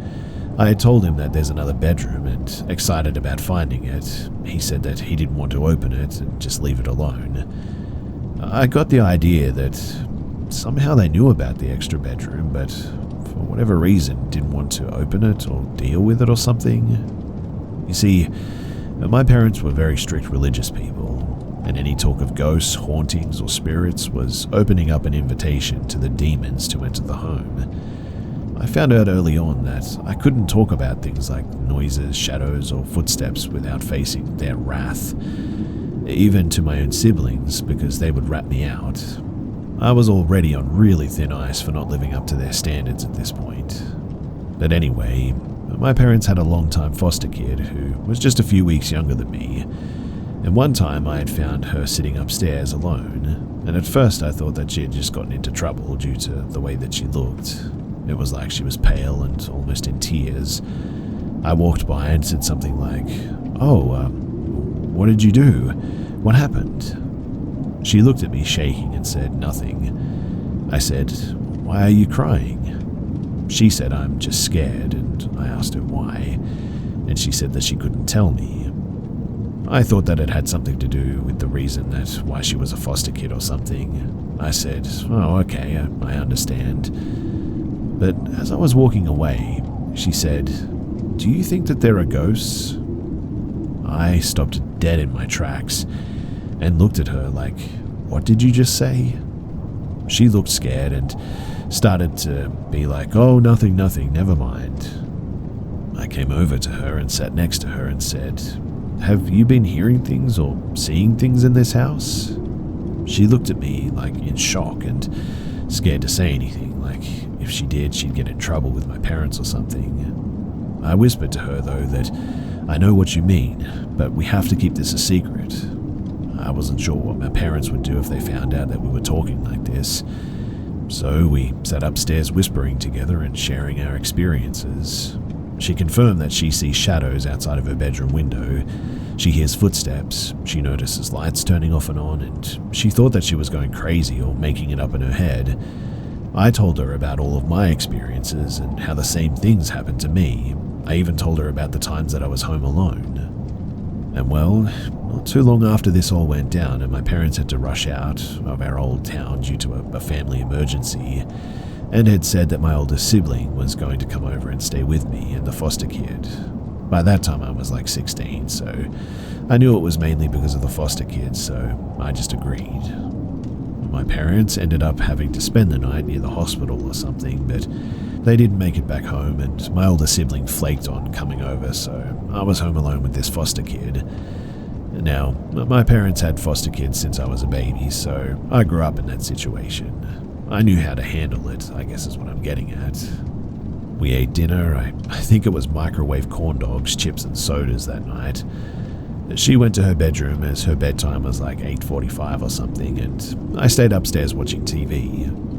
To be honest, I was kind of glad that she was at the home with me, because at least there was one other person in the house. But I think it was around midnight. She ran upstairs and asked if she could sleep on the sofa next to me. I instantly knew that something had happened, so I agreed, but being the typical teenager boy, I gave her a bit of stick for it. You just want to watch TV or get away with things when mum and dad are away, don't you? But deep down, I knew what she was going through. We both ended up sleeping on the sofa, and well, it was a sectional, so she slept on one side and I slept on the other. I woke her up at like 6 in the morning and told her to run down to her room, as I didn't want my parents to see us sleeping like that.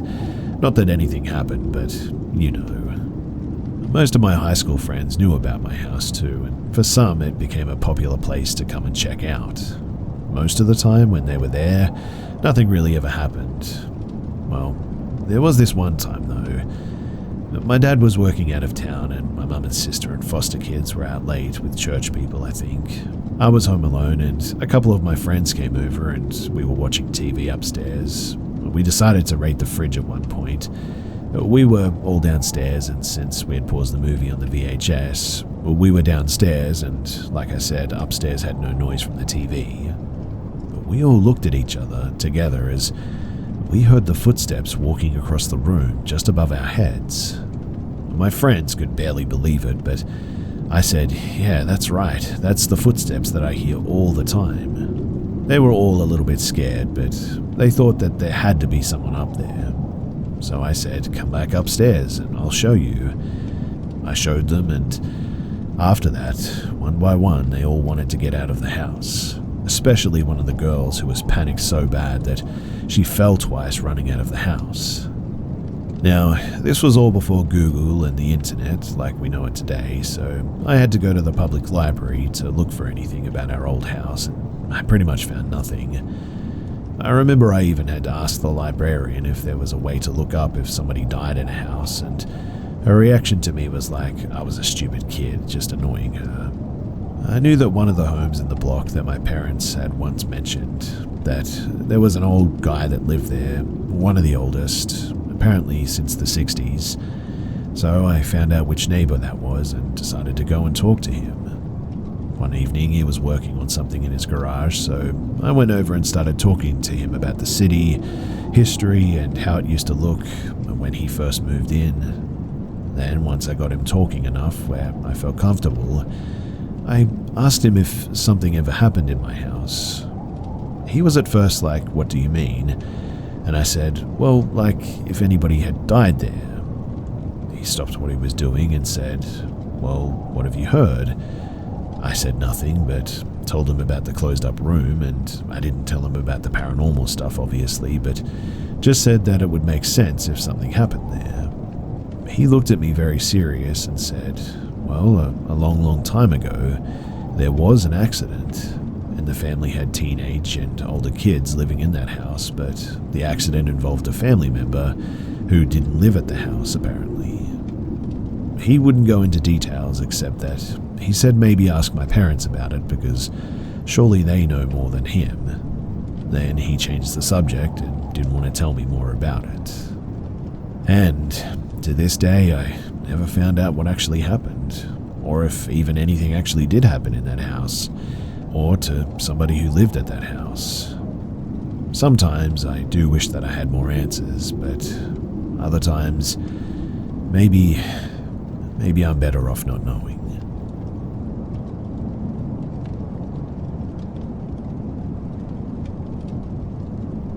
Rural southeast Ohio, 1.5 hours southeast of Cleveland. Back in 2020, my wife and I got really into fishing after a small off-the-grid type vacation. We decided to keep the good vibes going when we returned home by making plans to fish the following week. We decided to head out where my parents live, where I grew up, because there was a huge lake that everybody fished at, but I also knew of a small lake just up the way that only a few people knew of. When we arrived at the large, well-known spot, it was absolutely packed. We tried to find a place to cast in, but after searching for about 20 minutes, I just packed up and we went to the hidden gem up the road. When we arrived, no one was there, and we gave each other a high five and started finding a place to set up. My wife went about a quarter mile away from me, but we could both still see each other, and we began casting in. This pond is surrounded by about 3 miles of woods on each side and was nice and peaceful, or so I thought. About 15 minutes into it, my wife waves me over with a scared look on her face. Thinking that she probably hooked something that she couldn't pull in, I started jogging down to see her. When I arrived, she looked me in the eyes and said, "There's a baby crying in the woods and somebody is yelling at it." I started to laugh and explain that we were the only ones here, but she insisted. We packed up our things after that, as we both felt a little bit uncomfortable and we were going to just call it a day and get out of there. But some weird curiosity took over both of us, and after loading the car up, we both walked into the woods to see if we could find anything. And about 20 feet in, we saw a baby shoe, then a few more feet, children's clothes, then a whole camp set up with wet children's clothes everywhere, soaking wet, toys, socks, shoes, then piles of human waste and adult male, I hate to gender it, but clothing. We looked at each other and turned to leave when we heard some crazy movement coming from behind us. We turned around and we saw something. We still don't know what it was, but it was running through the woods to the right of us. We both just took off running as fast as we could. We jumped into the car and I drove straight to my parents' house. They only live 4 miles from this spot at most. I ran into the house and explained to my dad what had happened, and he told me that I should call the state trooper, only sort of authority in that area. So I did. They just told me that they would check it out, but in the end, nothing ever really came of it. I have no idea if they believed me or not, or if they actually even went out there, but I never really thought about this again until this past weekend. I visited my parents again for some holiday cookout.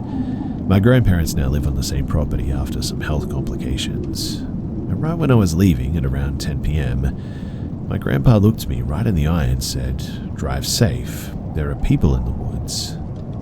I asked him what he meant, but he does have dementia coming on, so I was worried that this had flared up. But he went on to say a few more sentences about how people are traveling with children through those woods. After that, honestly, I just can't stop thinking about it.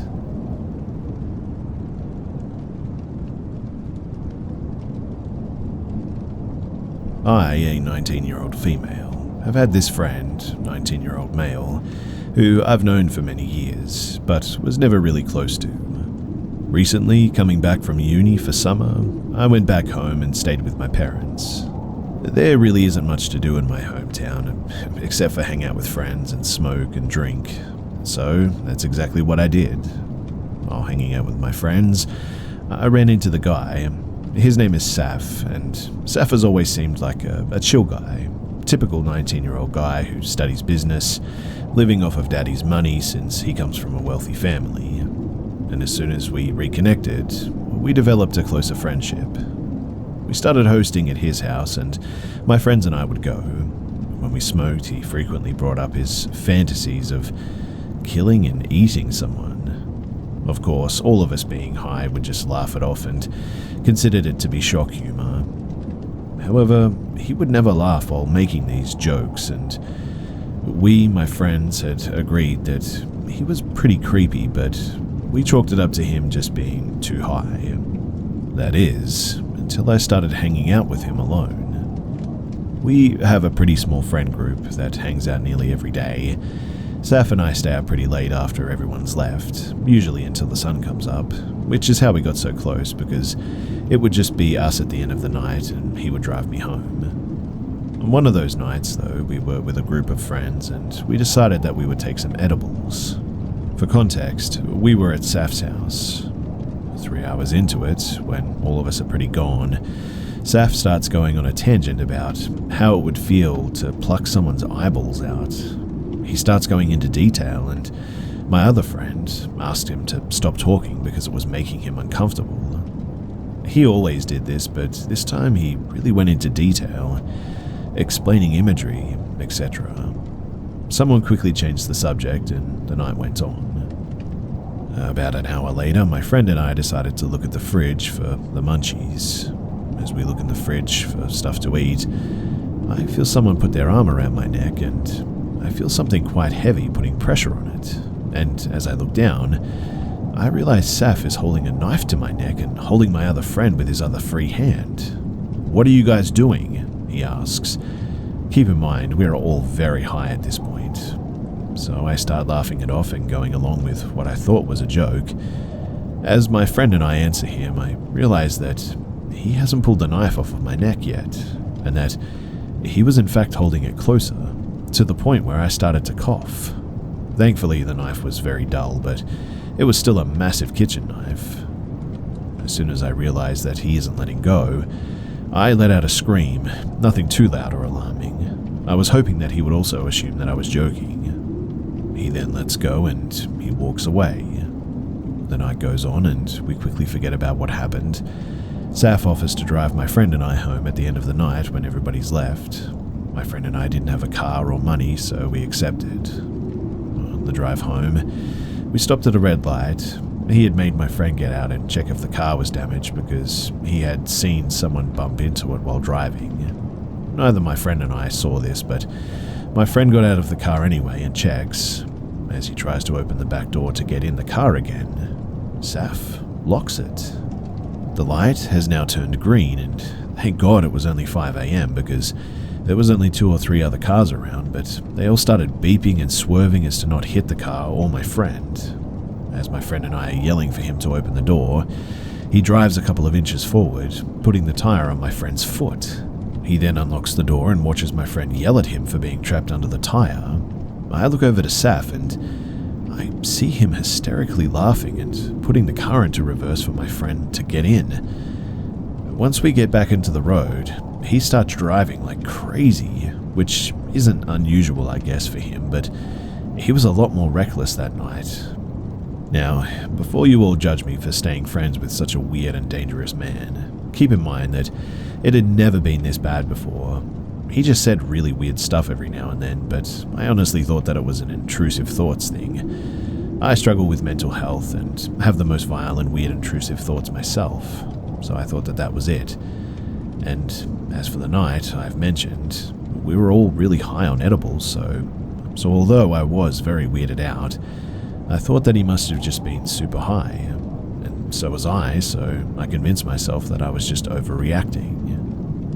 Then one night, we go to a party together, and we then got back into the car for another party that we were going to, but on the way we realized that it had been cancelled. Saf then asked if I wanted to go back to his house, eat something, watch a movie and smoke. It was really early in the night, so I agreed knowing that I wouldn't be asleep for a while. We pull up, he tells me to make myself comfortable, and he's going to cook us some pasta. So I sit down, turn on a movie, and wait. He comes back into the movie, and I start feeling very ill.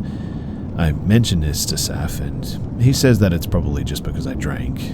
But I only drank very little at the party, which was around 3 hours ago at this point, and haven't thrown up or felt nauseous from alcohol in years. As time goes on, I keep feeling worse and practically beg him to take me home. He refuses because he is in his house, however. This is the first time that he's ever declined to take me home, mind you. And at this point, I get a really bad feeling, along with the sickness, and my body decided that I just had to get out of there. I thankfully had some money with me, so I ordered a cab and I just went home. In the cab on the way, I started vomiting out the window because of how much pain my stomach was in. I get home and I just collapse, but I'm unable to fall asleep because of how much pain that I'm in. And then I started thinking about all of the times that he had mentioned the desire to kill someone and to eat them. He always talked about how he would eat girls' thighs because he believes it would be the juiciest part. How he would only eat a girl and not a boy. Since that day, I've kept my distance, but I've been fighting with myself internally, asking, did I get poisoned or did I just drink too much? Is he a psychopath or just a little bit weird? I truly don't know, so if you have any advice, then that would be much appreciated. As I've mentioned, I've been friends with him for years and developed a close relationship, and I do love him as a friend. Just not enough to get eaten.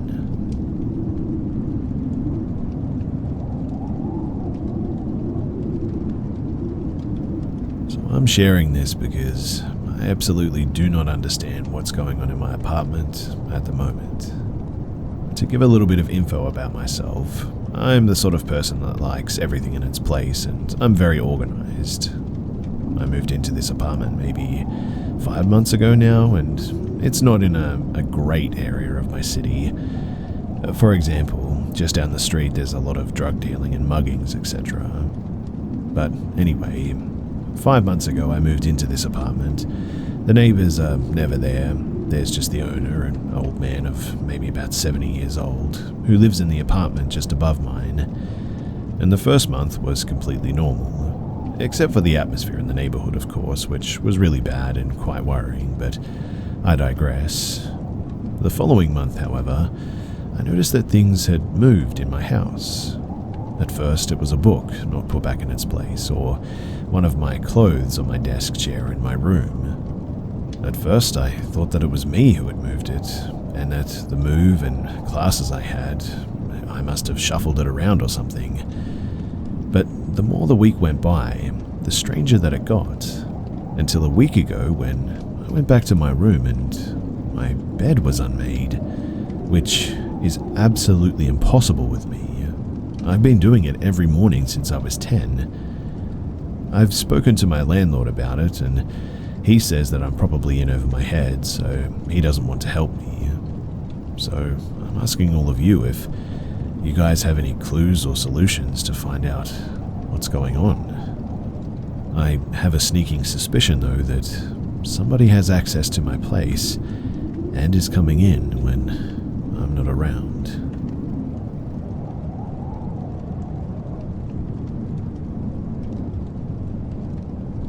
In 2017, I had heard news of people dressing up as clowns and running around with knives at night. I typically brush these sorts of things off though because, honestly, I have my own problems. I, a 20-year-old female, was often up all hours of the night dealing with my screaming newborn. It was January to February, I think, so we still had some snow and I wasn't able to get out of the house often. Taking out the trash, which is located right out the back door, was usually the most I got out of fresh air. One morning, I took out the trash and happened to glance over to the right and noticed footprints directly under my window to my baby's room. I walked over to inspect it, and not only were there footprints, but there were also hand indentations on the window screen. Weird, but baby slept in my room, so I wasn't too concerned at that moment. But my boyfriend was losing his marbles over it. Anyway, fast forward a couple of days and I was up around 3 a.m. and heard not exactly what I would call screaming, but more of a screeching owl sort of sound. We have lots of stray cats though, so I just thought that that's what it was and ignored it. Once the sun was up, I looked out the window and noticed a few sets of footprints that really didn't make any sense because kind of looked like someone had just been passing in between the houses, but again, I just sort of blew it off because we had a drug house across the street and we have had people cross through our yard before to get to that house, so maybe it was just that. Now, maybe about 4 nights later, again at 3 a.m, I'm breastfeeding and hear a dragging noise against the house, and from where I was sitting on my couch, I could see the back door. The back door has a window with blinds on it and doesn't really seal well due to wood rot on the frame. But I paused the TV and listened, just to hear it again, now directly at the back door. Looking over, I can clearly see a looming figure now, just standing in the window. And I can also see that they're holding one of those big kitchen knives, and granted the blinds were shut, so I'm seeing just the creepy shadow version of this, but it was clear. He runs the knife across the window panes before softly knocking. Meanwhile, I'm trying to figure out what to do with a newborn latched on because my phone is in the bedroom and something in me doesn't want whoever is out there out of my vision. So I stand up and readjust because I really didn't want a screaming baby right then, and walk into the kitchen and flick on the light, and then said, just loud enough for him to hear me, "Hey man, I already called the police and I'm sure you don't want to deal with them, so why don't you just go home?" I don't know why I talked to him so calm and normal like, but I don't think that he was expecting anyone to say anything because he froze the moment that I began talking. He talked it over with himself for a minute and darted down toward the alleyway. I never did have anything like that happen again, but My boyfriend sure was mad that I didn't wake him up to handle the situation or at least actually call the police. All I can put my calm demeanor down to is that I was just sleep deprived. But man, I sure was creeped out once I realized what had actually happened.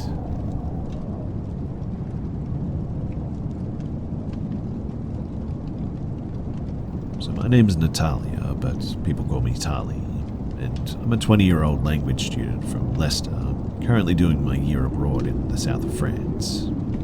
I haven't made too many friends here. I'm not too much of a party girl like my big sister, but the friends that I have I hold dear to me. I'll try not to bore you too much with the details of my life here, but so far after the first few months, nothing too eventful has happened, besides a couple of run-ins with some local troublemakers. But other than that, I've had a really nice time. The food here is lovely, the city is beautiful, and the weather is a lot nicer than back at home. But a couple of weeks ago, we took a trip around to the south, to my friend Clement's hometown. There are lots of beautiful little villages scattered around this part of the countryside, which are very peaceful, calm, and the people are really pleasant. This is not an area that tourists typically visit. You find that the locals are often bemused to find a foreign person in this part of the country. Not too far from here, there is a slightly larger village, and with the danger of sounding like a broken record, this is another very stunning part of the country that probably not many people know about besides the locals.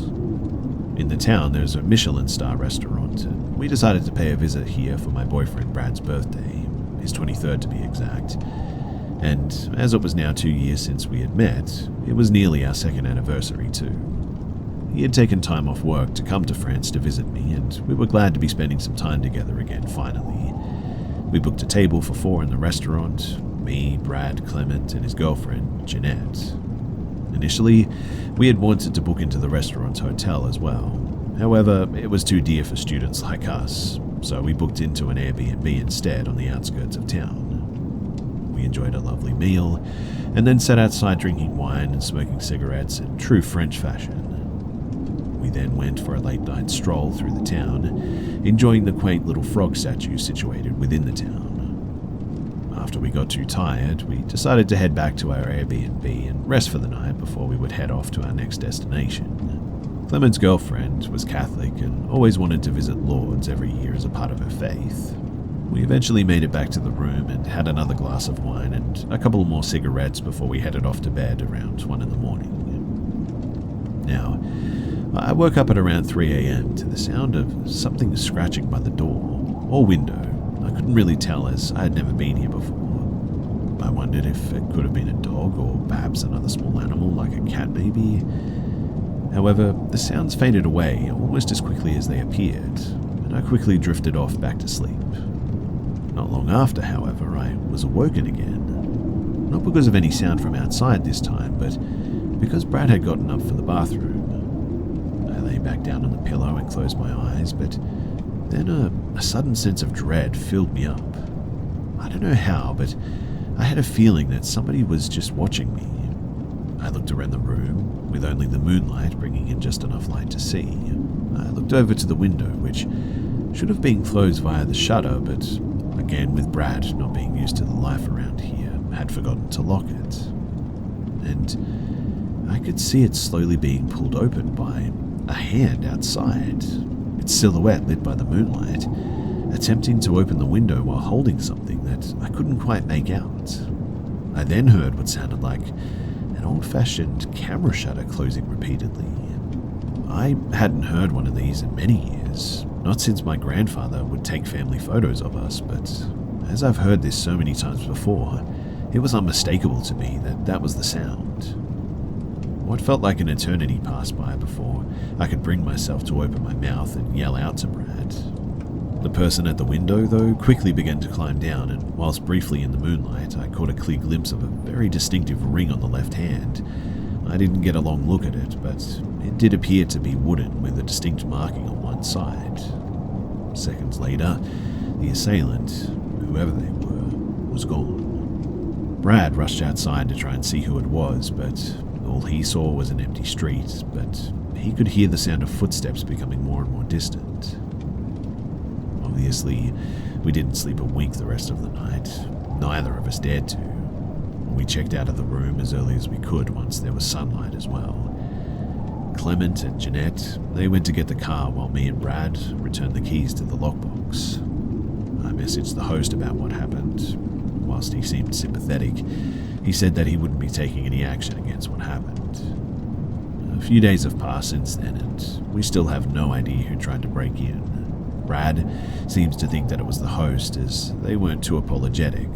However, Clement seems to think that it's because they're rich snobs and don't care about foreigners.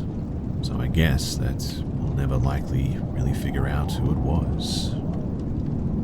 I guess the creepiest thing for me, though, is that some perv, some creep out there who tried to break into our place at night has a photo of me lying nude in bed. And I have absolutely no idea who has it and whether or not it might end up online somewhere.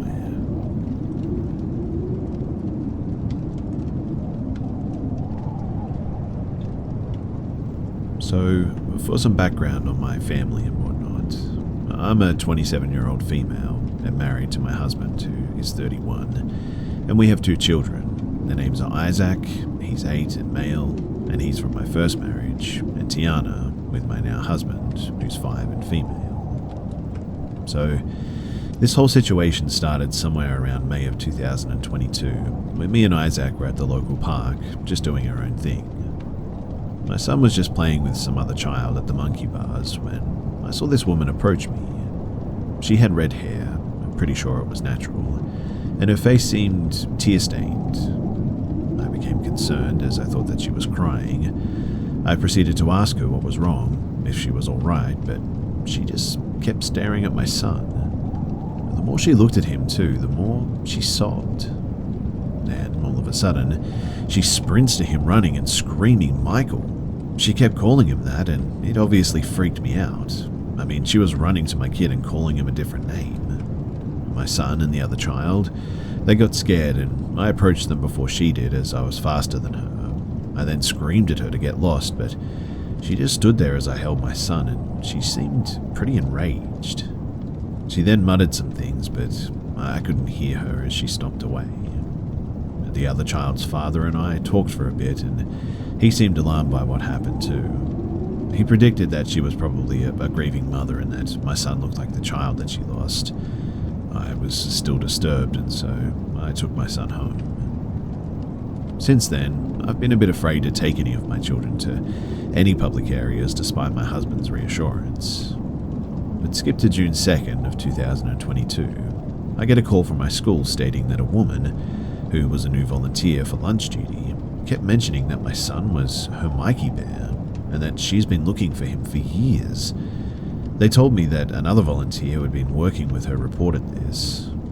Obviously, this scared me, and I acted immediately by signing my kids out for the day.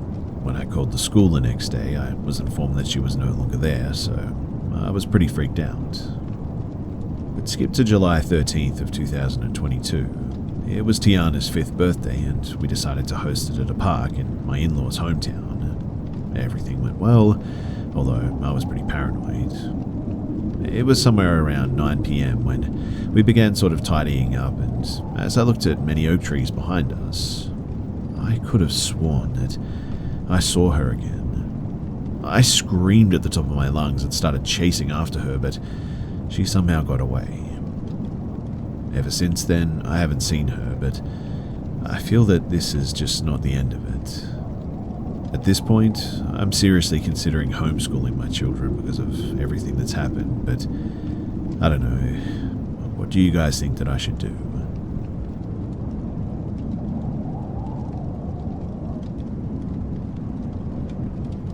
I moved into this place a couple of months ago with my parents. We also have a dog.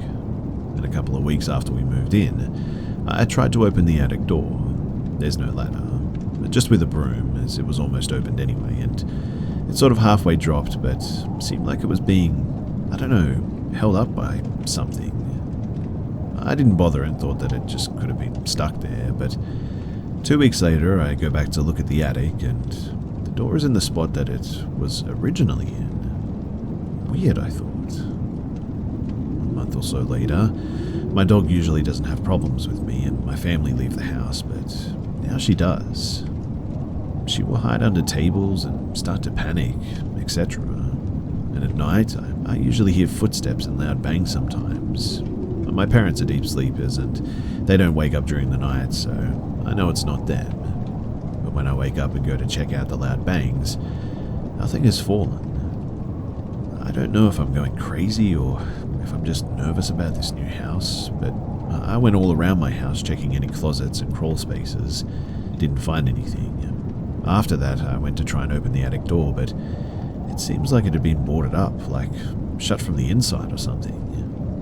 And it could have been the old owners, but I think that there might be someone up in the attic at this point. Anyway, I call the police eventually, and they send officers up there to check it out. And I couldn't believe it. The police, they found a sleeping bag and a ton of boxes full of stuff. No people, mind you, but still. I'm thinking it could have been one of the old owner's stuff, or at some point there was maybe someone up in the attic. I'm really shocked but comforted that there was nobody currently in my attic. My parents and I are going to board it up just to make sure that nothing like this ever happens again, but man, it's just crazy.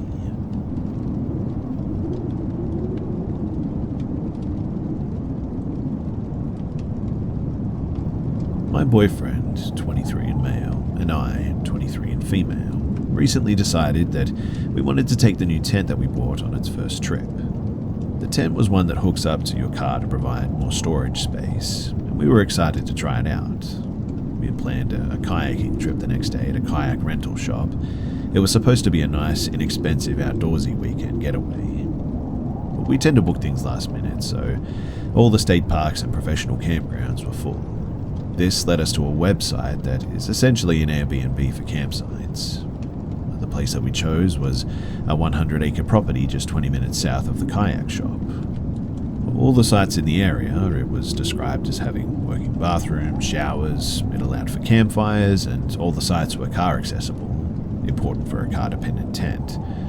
This site was also the most reviewed in the area, with 3 5 out of 5 star reviews. The area was very rural, so we didn't think much about the lower number of reviews for any of the campsites. The renter was Mary, who only ever texted us updates, but seemed sweet enough. Anyway, we start out our 2-hour drive a bit later than anticipated, which put us behind the 11 a.m. time that we originally informed the host, but we tried to keep her updated with the new schedule. She just told us that to let her know when we arrive at the address that she sent us. We arrived at the address, and we're greeted with the barn from the pictures. It had string lights lit up all over it, seemed fairly new, and just gave a nice feel to it. We sit in the car for a minute, and struggle with cell service to text the host to let her know that we had arrived.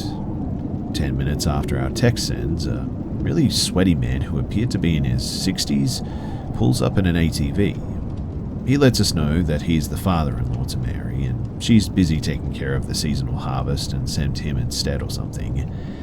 He lets us know that we can take the car anywhere on the property and offers to show us around on the ATV. My boyfriend, visibly uncomfortable, declines the offer though and asks a few more questions about the woods and how far into them we're allowed to take the car. Anywhere, he said. We can go anywhere. And the ATV man even offers to help pull my car out if it gets stuck. We ask one final question about cell service, and he jokes that if we're from around here, then we'll understand that reception works better on one side of the barn than the other.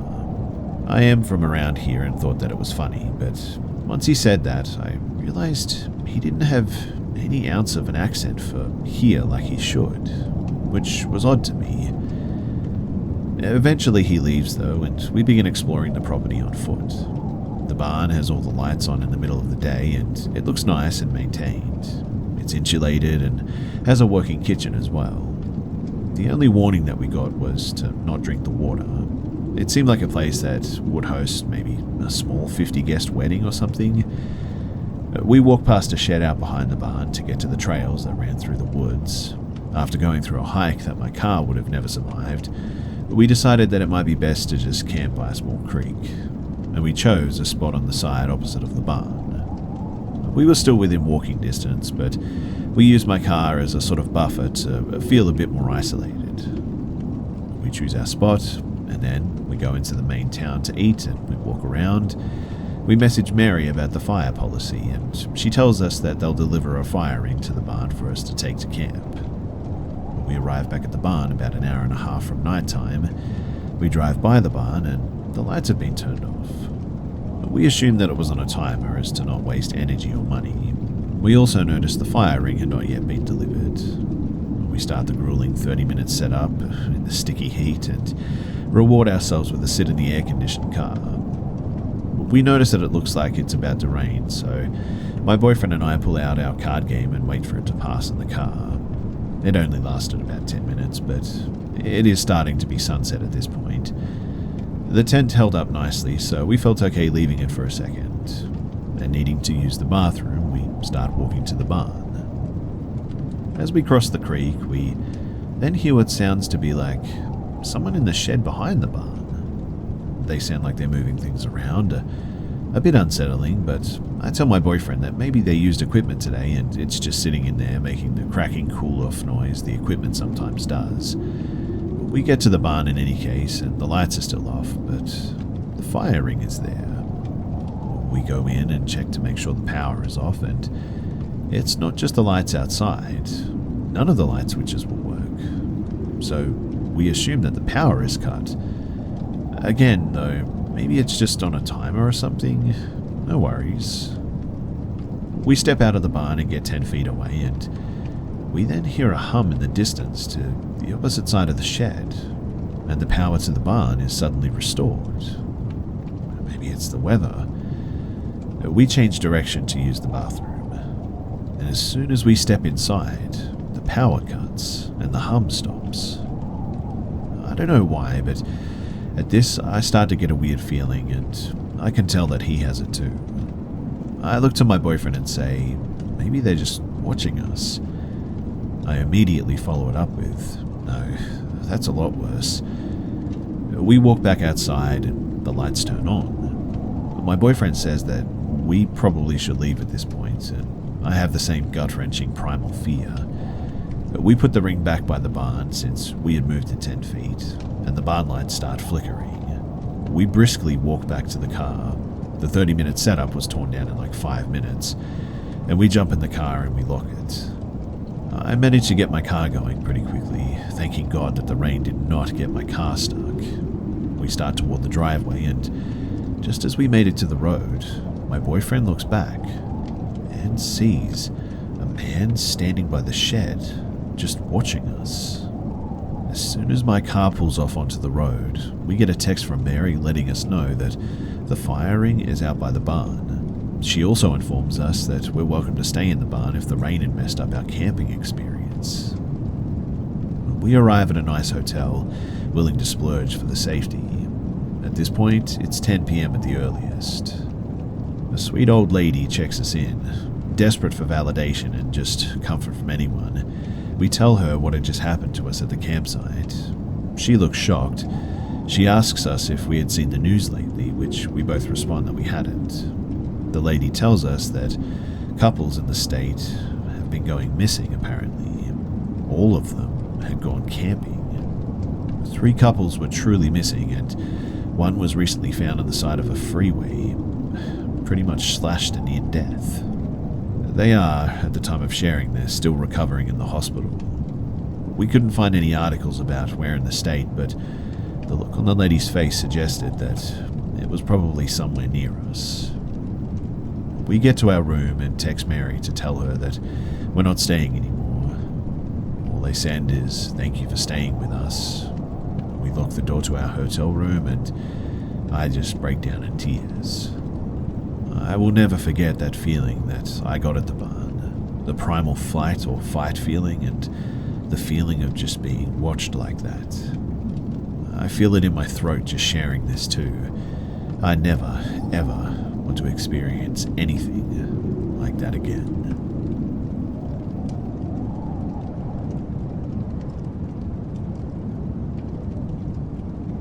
So I grew up in the woods and have many stories about strange goings-on. But this one happened a few weeks ago, and I just thought that I should share it here because this seems like a good place to put it. So I just left my mother's house and was driving back to mine down a back road that I've driven down many times before. I knew this road like the back of my hand and could drive down it with my eyes closed in reverse. No, I haven't actually done that, but you get the point. And as I was getting to the halfway point down this road, there was a thick fog, which is nothing new, as there's fog on this road all the time. However, I was driving slowly and started taking turns I really don't remember. There was a 90-degree right when it should have been a left, followed by a wide left turn that felt like a full circle.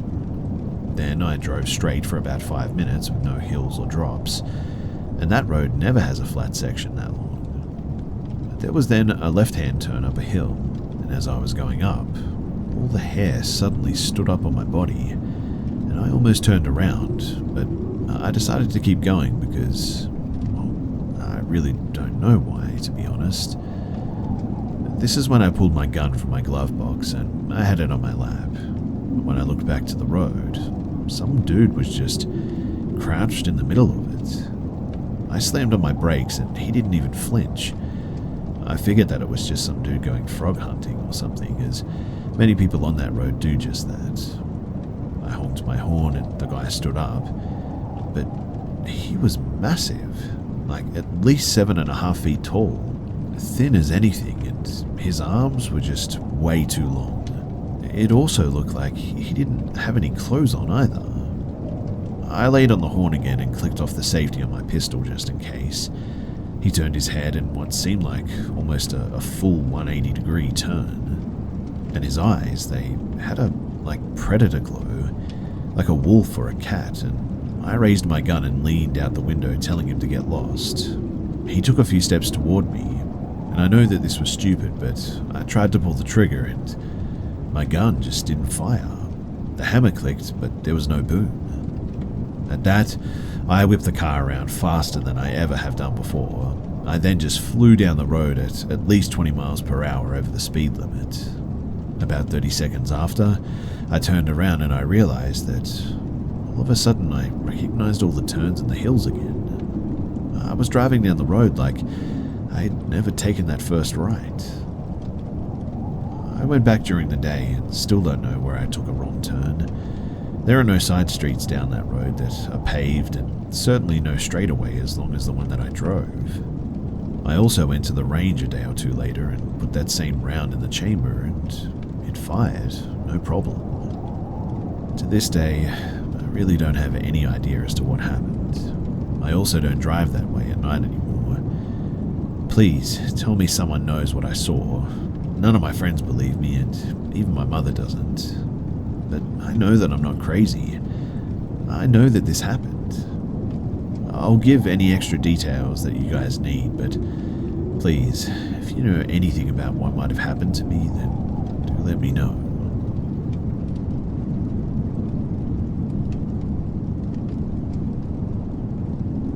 The ghetto where I'm from is divided by a golf course. One side of the street is project housing and the other side is nicer homes built in the 30s to 90s, before the projects were there.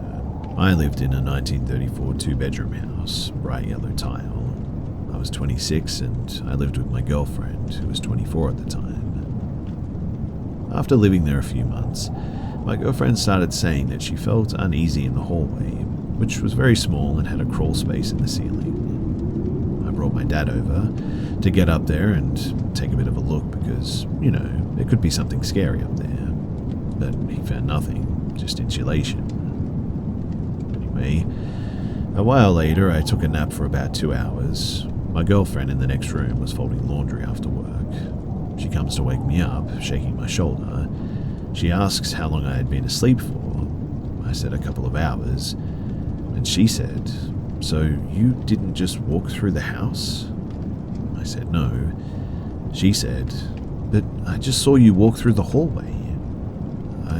Are you sure? Yeah. Well, it wasn't me. Plus, there's nobody else in the house. Fast forward a year, I'm trying to quit smoking and I lost my vape at some point. My buddy had been staying at my house for a couple of weeks. He's helping me look for my vape. I walk out to the car and get into the driver's seat. I'm sort of digging between the seat and the gear shift, when suddenly something or someone is talking right in my ear. Not whispering, right in my left ear. It said, "There's that SOB right there." I'm frozen. It's the dead of night, no one around. My buddy is still inside. I finally, after about a minute of complete silence, open the car door and I go back inside. I tell him what just happened, and that's when he said, probably the same person that calls my name at night. Apparently, he's been hearing someone say his name from behind him on the couch that he slept on at night.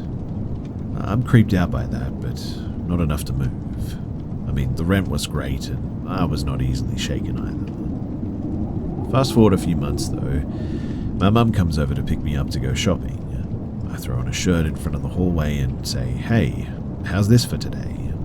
My mum turned around and her eyes go over my head. She starts to back up and tries to adjust her eyes.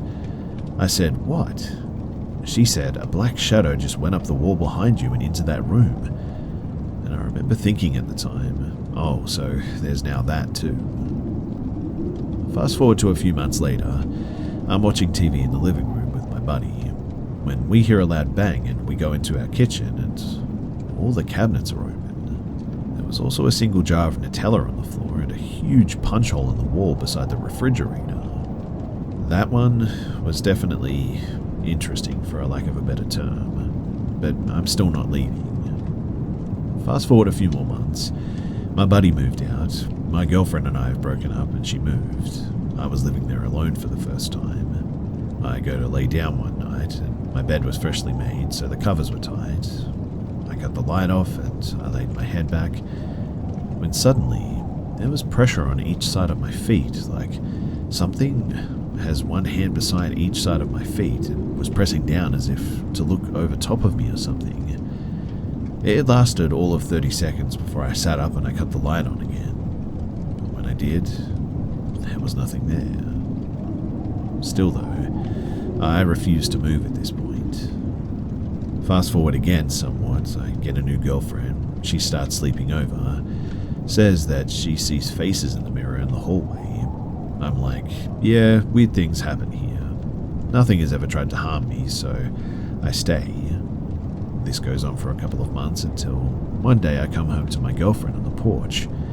It's dark and she says that she refuses to go back into the house while I'm gone. She convinces me to move at this point.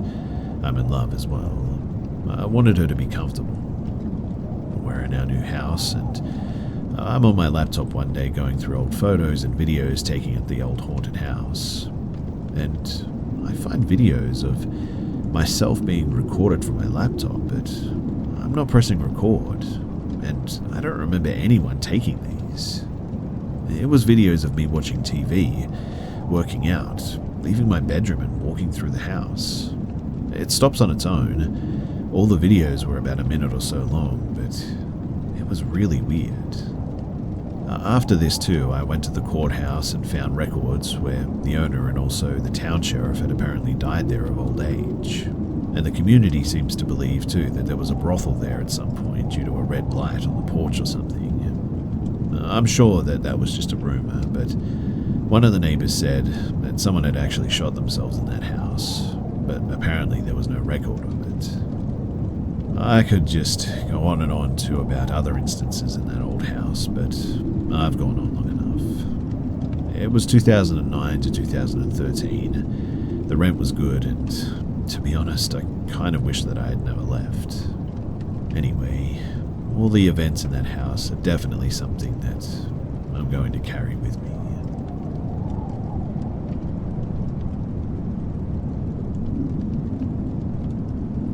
I grew up in the middle of nowhere, literally. Cornfields and cows with the occasional sprinkling of houses filled with people who tended to the cornfields and cows is where I grew up. So, as any teenager in the country would do, I spent a lot of time exploring abandoned buildings, houses, barns, restaurants, anything that I could manage to get into. I had just gotten a new job in a town as well that I didn't usually go to, and of course, immediately asked the locals about the scary stories in the town. I was told over and over again a story from the 80s of a woman who caught her husband cheating and came home one day and blew his brains out while he was asleep apparently. She then went on to end her own life behind the house. According to the local legend, the police never even cleaned the crime scene up. They removed their bodies, but there were many pieces of the husband left behind on the floors and the walls. Immediately, I was pretty interested in this. I asked where the house was and was surprised to learn that it was only 10 minutes away from where I was working. Now, don't get me wrong, I felt brave, but as a young female, I wasn't about to explore this haunted murder house by myself. I texted some friends of mine the road that it was on and asked them to meet me there that night. They of course had nothing else to do, so they agreed. I got off work at around 10 p.m. and met my friends in the front of the house. It was a small white farmhouse, heavily overgrown with weeds and barely visible from the road. I had no idea how we were going to get into it, but I knew that I had to see what was inside. Me and my 3 friends, 2 guys and 1 girl, looked all around until my one guy friend found a window that wasn't locked. He was far too large to crawl through, so my smaller guy friend crawled through and unlocked the back door. We climbed through the weeds and we made our way into the house. By the light of our flashlights, we began to explore, and the house seemed pretty much untouched. There were dishes in the sink and old boxes of food in the cabinets. The walls were a mixture of yellow from long-term smoking and patches of brown, which could have been mold or could have been pieces of, well, the husband, who knows. But I wasn't about to touch it. My guy friends took off into the bedroom, and my girlfriend and I looked for the basement. After some searching, we found the steps to the basement. It was a dark and cave-like unfinished basement with lights dangling from the ceiling that most likely hadn't been turned on in like decades. But the basement had 2 sections. The first one that you were immediately in was a laundry or sort of washroom. Then behind that was an open storage room. And this is where things started to really turn. You see, we walked into the storage room and we were met by a giant red painted pentagram on the floor. There were shelves all over the walls filled with what appeared to be jars of dead animal parts and blood. There were half-burned candles, upside-down crosses, and notebooks that were falling apart from years of moisture and mold in the air. Suffice it to say, we were pretty creeped out by this. It wasn't until a bit later, too, that I understood what I had saw, but at the time I didn't know much about the rituals that they were most likely performing in this basement. I have no way of knowing if the husband and the wife had done this, or if it had been done by other fellow trespassers, but it didn't seem to be very recent. In any case, we decided that we'd had enough of the creepy basement at this point, and we head upstairs, only to be greeted by the loud sound of shattering glass. But one of my guy friends had decided to grab a bat from his car and bust out the old TV. We both screamed at him to stop. I mean, yes, I definitely trespassed, but I was never a vandalizer. After taking a few more swings, he stops though, and instead of turning around to yell at me, he starts staring out the kitchen window behind me, and his face looked absolutely terrified.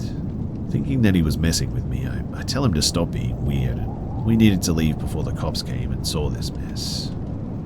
At this time, my friend shifts his gaze from the window and looks at me. He points back to the window and says, "What is that?" I sort of laugh, again thinking that he's messing with me, but he doesn't laugh. Finally, I turn around and I also see movement in the field behind us, slowly getting closer and closer to the house. We all stand at the window waiting for whatever it is to come out of the field and into the open part of the backyard. A few seconds go by before we see a woman in a long grey nightgown holding a brick in her hand running towards the back window. At this point, she was mere feet away, and we all ducked down below the window thinking that she was going to throw the brick through it, and we needed to try and avoid the shards of glass. And she did. The window shattered so loud my ears started to ring, but I didn't feel any glass. After a few seconds, we all stood up and looked through the hole where the window once was. The woman, she was gone. and the glass that was shattered from the window was outside on the lawn. I still don't know how this is possible, but she threw the brick at the window. The brick was laying inside on the floor, but the window, the glass, it was broken and outside instead of inside. We all shared a collective, man, to heck with this, and ran out of the house and back to our cars. We spoke about it a few times after, but never to anyone else since we were convinced that they wouldn't believe us. The house has since been torn down, and the lot is now an extension of the field from behind it. And to this day, I don't know exactly what we saw that night, but I know that I'm certainly glad that the house is no longer there.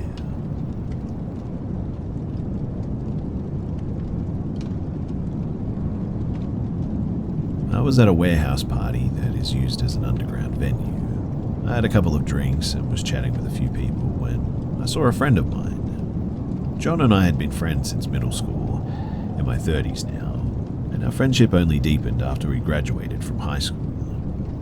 We have had many one-on-one hangouts, dinner drinks at a bar, etc., and nothing has ever been weird or awkward between us. We would discuss the typical topics of family, hobbies, politics, stuff like that. John has always been a bit of a loner type, I guess, but maintained a few close friendships, and I always chalked it up to him being a bit shy.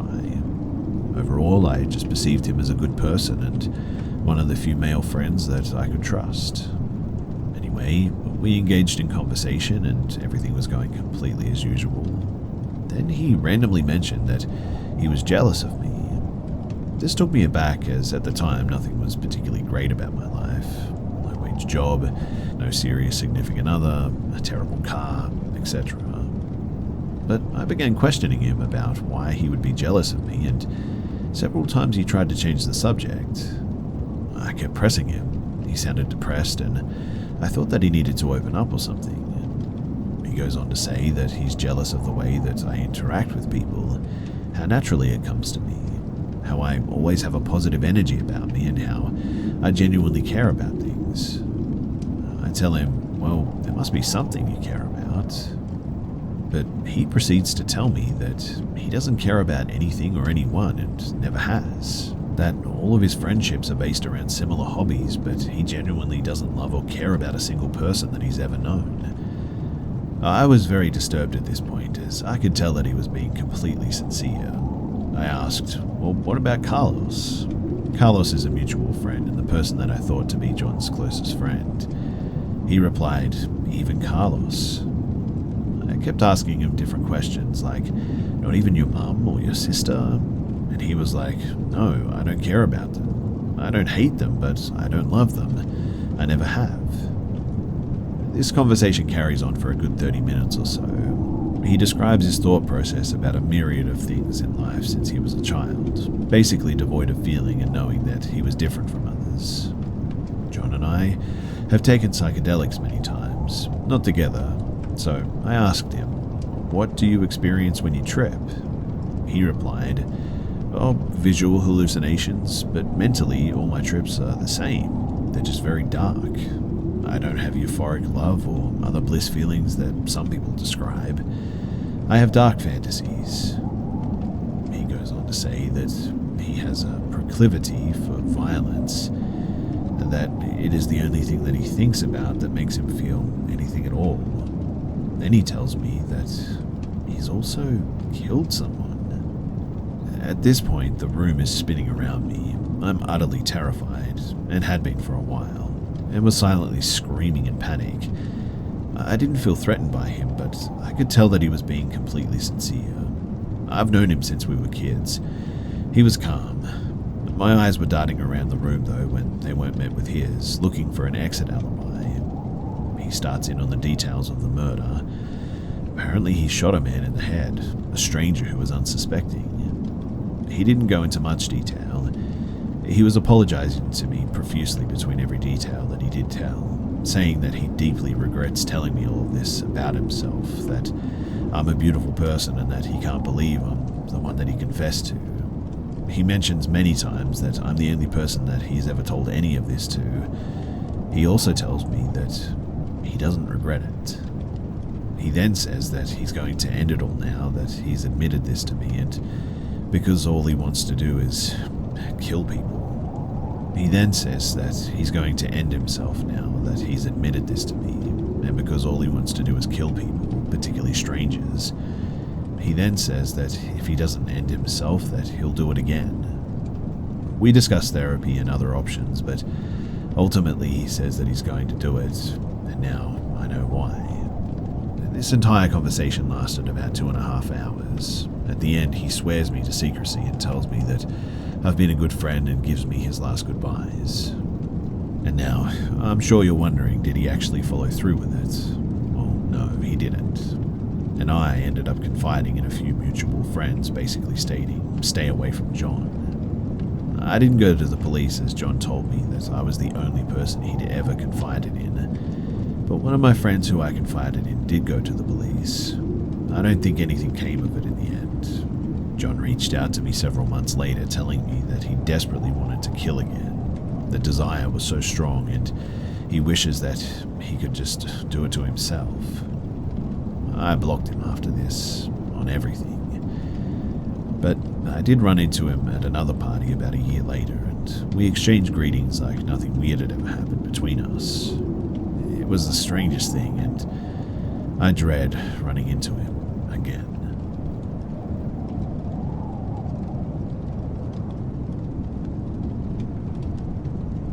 When I was a kid, maybe from age 6 to 10, I used to spend the summer with my grandma's sister in rural Tennessee.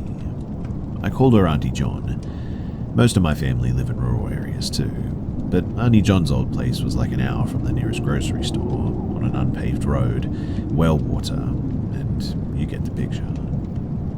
She taught me a lot about the woods though, fishing, catching crawdads, how to cook a chicken of the woods or a moral. She passed in 2012, but whenever I do these things, I always think of her. You see, my mum isn't really the best, and my auntie was kind of my female role model, I guess you could say. She wasn't really a religious person, but I do remember some superstitions that she passed on to me. One was that you should never give your real name to a stranger who asks. Instead, you need to give a nickname. Like, if my name were Catherine, I'd say it was Caddy. 2, there are certain roads in her area that you should never walk on at night, because there are entities who will steal your breath. 3, you should have at least the length of 2 persons lying down, so maybe 10 or 12 feet between your house and any trees on your property. 4, and this one is most relevant to my story, never sleep with the door open, and if you have the window open, put some acorns on the windowsill. Okay, whatever. So now onto the story that I came to share. My cousin Jace was visiting, and we told my auntie we wanted to sleep in one of the outbuildings, basically like a shed. We took our blankets and all of our stuff out there, my cousin's Pokemon cards, some snacks. We probably fell asleep around midnight, and we forgot to shut the door. I woke up in the pitch dark. I was itchy from a mosquito bite, so I thought that was why I woke up. But then I heard my cousin breathing weird, and he grabbed my wrist. I also felt something walk into the shed, even though I couldn't see or hear it. It was sort of like a gut feeling, I guess you could say. There was a lot of old dust and spiderwebs on the ceiling, and suddenly it just crumbled down onto our blankets like something had brushed the ceiling. I was about to wet myself, but Jace grabbed this lighter that we'd been using with a citronella candle and lit it. He said really loudly, "This is our place, go away." Once he hit the lighter, we could see though that nobody was there but us. Also, the door wasn't completely open, so only a very thin, small person could have slid through without creaking the hinges. In any case, we didn't sleep at all after that, and we locked the door tight. We didn't tell Auntie John what happened because we didn't want to get our butts torn up. But that's my story. To this day, I'm really not sure what happened, but there was definitely someone there, I can say that much. I talked to Jace about it a few years ago, and his memory is the same, except he was apparently awoken by me laughing in my sleep, and then the weird stuff started happening. I do think that something weird happened that night. There's no way that an animal could reach the ceiling to knock the dust down like that, and a person couldn't get through the door without making noise. What I'm getting at, though, is that there was definitely someone in there that night.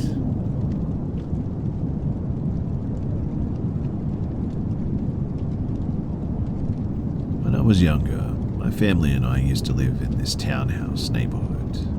My dad was a maintenance worker there, and as our family grew bigger, I came first, followed by my sister and brother, 6 and 11 years later, respectively. We moved into larger townhouses that the apartment complex had available. When my parents had my younger sibling, there were plans to move out of our neighborhood and into our own house, despite only having just moved into a new townhouse a few weeks prior. We ended up moving out after only 2 months.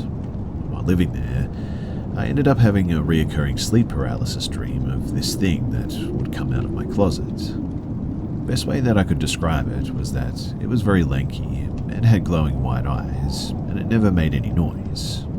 Scattered throughout those 2 months living there, I would keep dreaming of it slowly opening my closet, peeking its head out, and slowly shuffling towards me. Each night I had the dream, it seemed to be getting closer to my bed too. Now, if my experience stopped there, I would definitely just mark it all down as sleep paralysis. But my last night sleeping there and the following morning before moving makes me question everything that happened and whether or not it was real or just in my head. So, pretty much everything had been taken out of my room except for my mattress since we were moving the next day. So I basically just slept that night in a bare room. Of course, I had to be visited one last time by this sleep paralysis thing before I went away. And this night, it ended up right beside me, looking down, and reached down and actually grabbed my arm. And that was when I jolted awake to find a huge scratch running from my armpit to my inner elbow. I remember it stinging like a bee sting, and it definitely wasn't there when I went to bed, and my dad coming in to see me freaking out and crying. After calming down, we also ate breakfast and did a sweep throughout the house to make sure that we weren't leaving anything behind. Me and my dad went to my room and got the mattress and then opened up the closet to make sure everything was grabbed in there. But as he opened it, half of our attic crawl space access panel fell to the ground, startling both of us. Up until this point, everything about my dreams could have easily been explained. But this last night there is what really scares me. Those panels, they don't just simply break. You have to put a decent amount of force on them to start to crack them apart like that. None of us know of anything that could have caused that to happen, and we've thought about it endlessly. That, plus the fact that I had that scratch after the dream, I don't know, there was something weird about that house. If anyone has any ideas as to what happened over the course of those months, or if anyone has had any similar experiences, then please do let me know.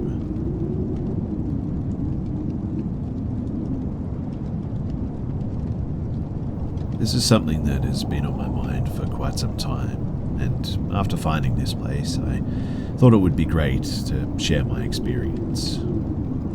Now, I would consider myself a skeptic, but one particular period of my life has just always had me guessing. I just have no explanation for what I experienced there, and it's always stuck with me. So, I was around 11 years old when my family moved into a house that was built around the year 1910. It was a fairly large house consisting of an unfinished basement, main floor, and the attic. The attic had been converted some years earlier into 2 bedrooms and a bathroom. It was decided that my brother, 7 years younger, and I would share the 2 bedrooms in the attic. Starting from the first night in the home, I was uneasy and generally uncomfortable, especially when I was alone upstairs. Part of me wants to attribute this to my new surroundings, but who knows. The upstairs area in particular gave me the creeps. The long staircase up into the hallway was always dimly lit, and led straight into a hallway, obscuring any line of sight that you would have from the bottom of the stairs. And just thinking about it, man, it gives me chills to this day. The first few months were, well, pretty much uneventful. It It was probably around maybe 6 months into living in the home when I would get woken up in the middle of the night from what sounded like thumping coming from the stairwell. For some context, my bedroom wall shared a wall with the stairwell, and it sounded like someone sort of lightly hitting the stairwell wall with their palm. Not a smack, not a knock, but a very distinct thump. It did frighten me, but it would not last more than maybe a few thumps, and then I would just fall back to sleep. This would happen about every other night for a week or so, and then I would not hear the thumping again for maybe a month. I always dreaded it though. In the periods of time that I didn't hear the noises, I was relieved and optimistic in thinking that it had gone away for good. But without fail, it would always come back. It gave me a sinking feeling in my chest when I would wake up hearing the thumping on the other side of the wall. Then it would go away again for a few months. No one else in the house was hearing anything, and my parents told me that it was just the house settling. The thudding of the house just settling. Extremely normal, right? To be fair, it could have really been that, but after I had accepted that this was probably not going to stop, I began to become increasingly uneasy in my bedroom and the upstairs in general. I slept with my light on every night. I refused to spend any time in my room unless I was going to bed. By now I was 12 or 13 years old, and I began to get an increasingly irritated and stupidly confident sort of attitude about trying to find out what was causing this noise in the stairwell in the early hours of the morning. If I was feeling particularly brave, I would get out of bed, open my bedroom door and flip on the hallway light. But nothing was ever there. Everyone in the house was sound asleep. After closing the door and getting back into bed though, the thudding would always begin again, and that was very weird. By this time, it had gotten significantly louder, but still occurring in the same frequency as before. In hindsight, though, I might have made a mistake in being so confident in catching whatever it was making this noise. Around the same time, I started to have a very strange reoccurring dream about being in my bedroom, as if I were awake, and there would be a tall man peeking at me from around the corner of my doorframe. I never saw the man's full body, only ever half of his face and his shoulder. I distinctly remember his one eye gazing into my room. I couldn't explain it in any other way except that it was incredibly unsettling. He would just stand there, nothing else. I don't believe that this was a case of sleep paralysis. I mean, I had distinct transitions from being asleep to waking, and I knew it was a dream. But by now, we had been living in the house for a few years, and my younger brother was now around 5 or 6 years old. His reactions to whatever was going on, that was what really creeped me out. You see, up until now, I was the only one, from what I knew, having any kind of weird experiences in the house. On one occasion, though, my mum had asked me why I was scaring my little brother at night. I wasn't particularly surprised about the question, to be honest, because I would tease him sometimes. But I asked her what she meant, and she said that my brother had gone and woken our parents up and said that I kept hiding in his closet with my scary mask on. I did have some Halloween masks that he didn't like, but I certainly wasn't hiding in his closet in the middle of the night trying to frighten him. Heck, I was too scared to go into his room at night, let alone hide in the closet in the dark. I'm not sure what he was seeing, but what I do know is that it definitely wasn't me. When I was in middle school, I was feeling more comfortable being in the home alone, and I would sometimes be at home alone all weekend while my family went on camping trips that I just didn't want to go to. The thumping in the hallway hadn't happened in a really long time, and I'd all but forgot about it, to be honest. I had other things on my mind, I suppose. It really never came up until I would sometimes have friends spend the night with me while my parents were out of town. And eventually it came to one of them asking me if my house was haunted. I hadn't really talked with my friends about what I had experienced in the house, so I was definitely surprised by them saying that they would be sleeping on the couch and hear what they described as windows opening and closing in the middle of the night. After that conversation, no one was jumping at the opportunity to stay at my house with me on the weekends too, when my family was out of town. Again though, a while passed and nothing out of the ordinary. I had again put it out of my mind. I was sitting on my computer in the downstairs area on a Friday night, waiting on my friend and his parents to come pick me up to go to an event. I was chatting away on MSN Messenger when I heard creaking coming from the upstairs hallway. These were distinct footsteps, nothing like the thumping on the walls. As I was listening, my mind was coming to the realization that I was home alone and these footsteps were not from any of my family members or friends. The footsteps began rapidly coming down the stairs, and before I knew it, I jumped out of my seat and bolted out the door to wait outside for my ride. All of a sudden, though, the footsteps began rapidly coming down the stairs, and before I knew it, I had jumped out of my seat and bolted out of the door to wait outside for my ride. I stood by the street in the middle of the winter, waiting on them to come and pick me up, and I had this incredibly unsettling feeling that I was being watched from the upstairs window of my brother's room. To this day, I still don't know what it was that caused that noise, and honestly, I would rather never find out. But whatever it was, it sounded exactly like someone running down those stairs. That same night, I stayed at my friend's house and I didn't say anything about the footsteps. To be honest, I just wanted to forget about it. The next day, I came back home to my family, and after a few sleepless nights, waiting on the thudding to begin again, it didn't. In fact, everything just stopped. That was the last experience that I ever had. A few years later, my family moved out of the house. A few years after that, the house apparently burned to the ground. It was an electrical issue that caused the fire.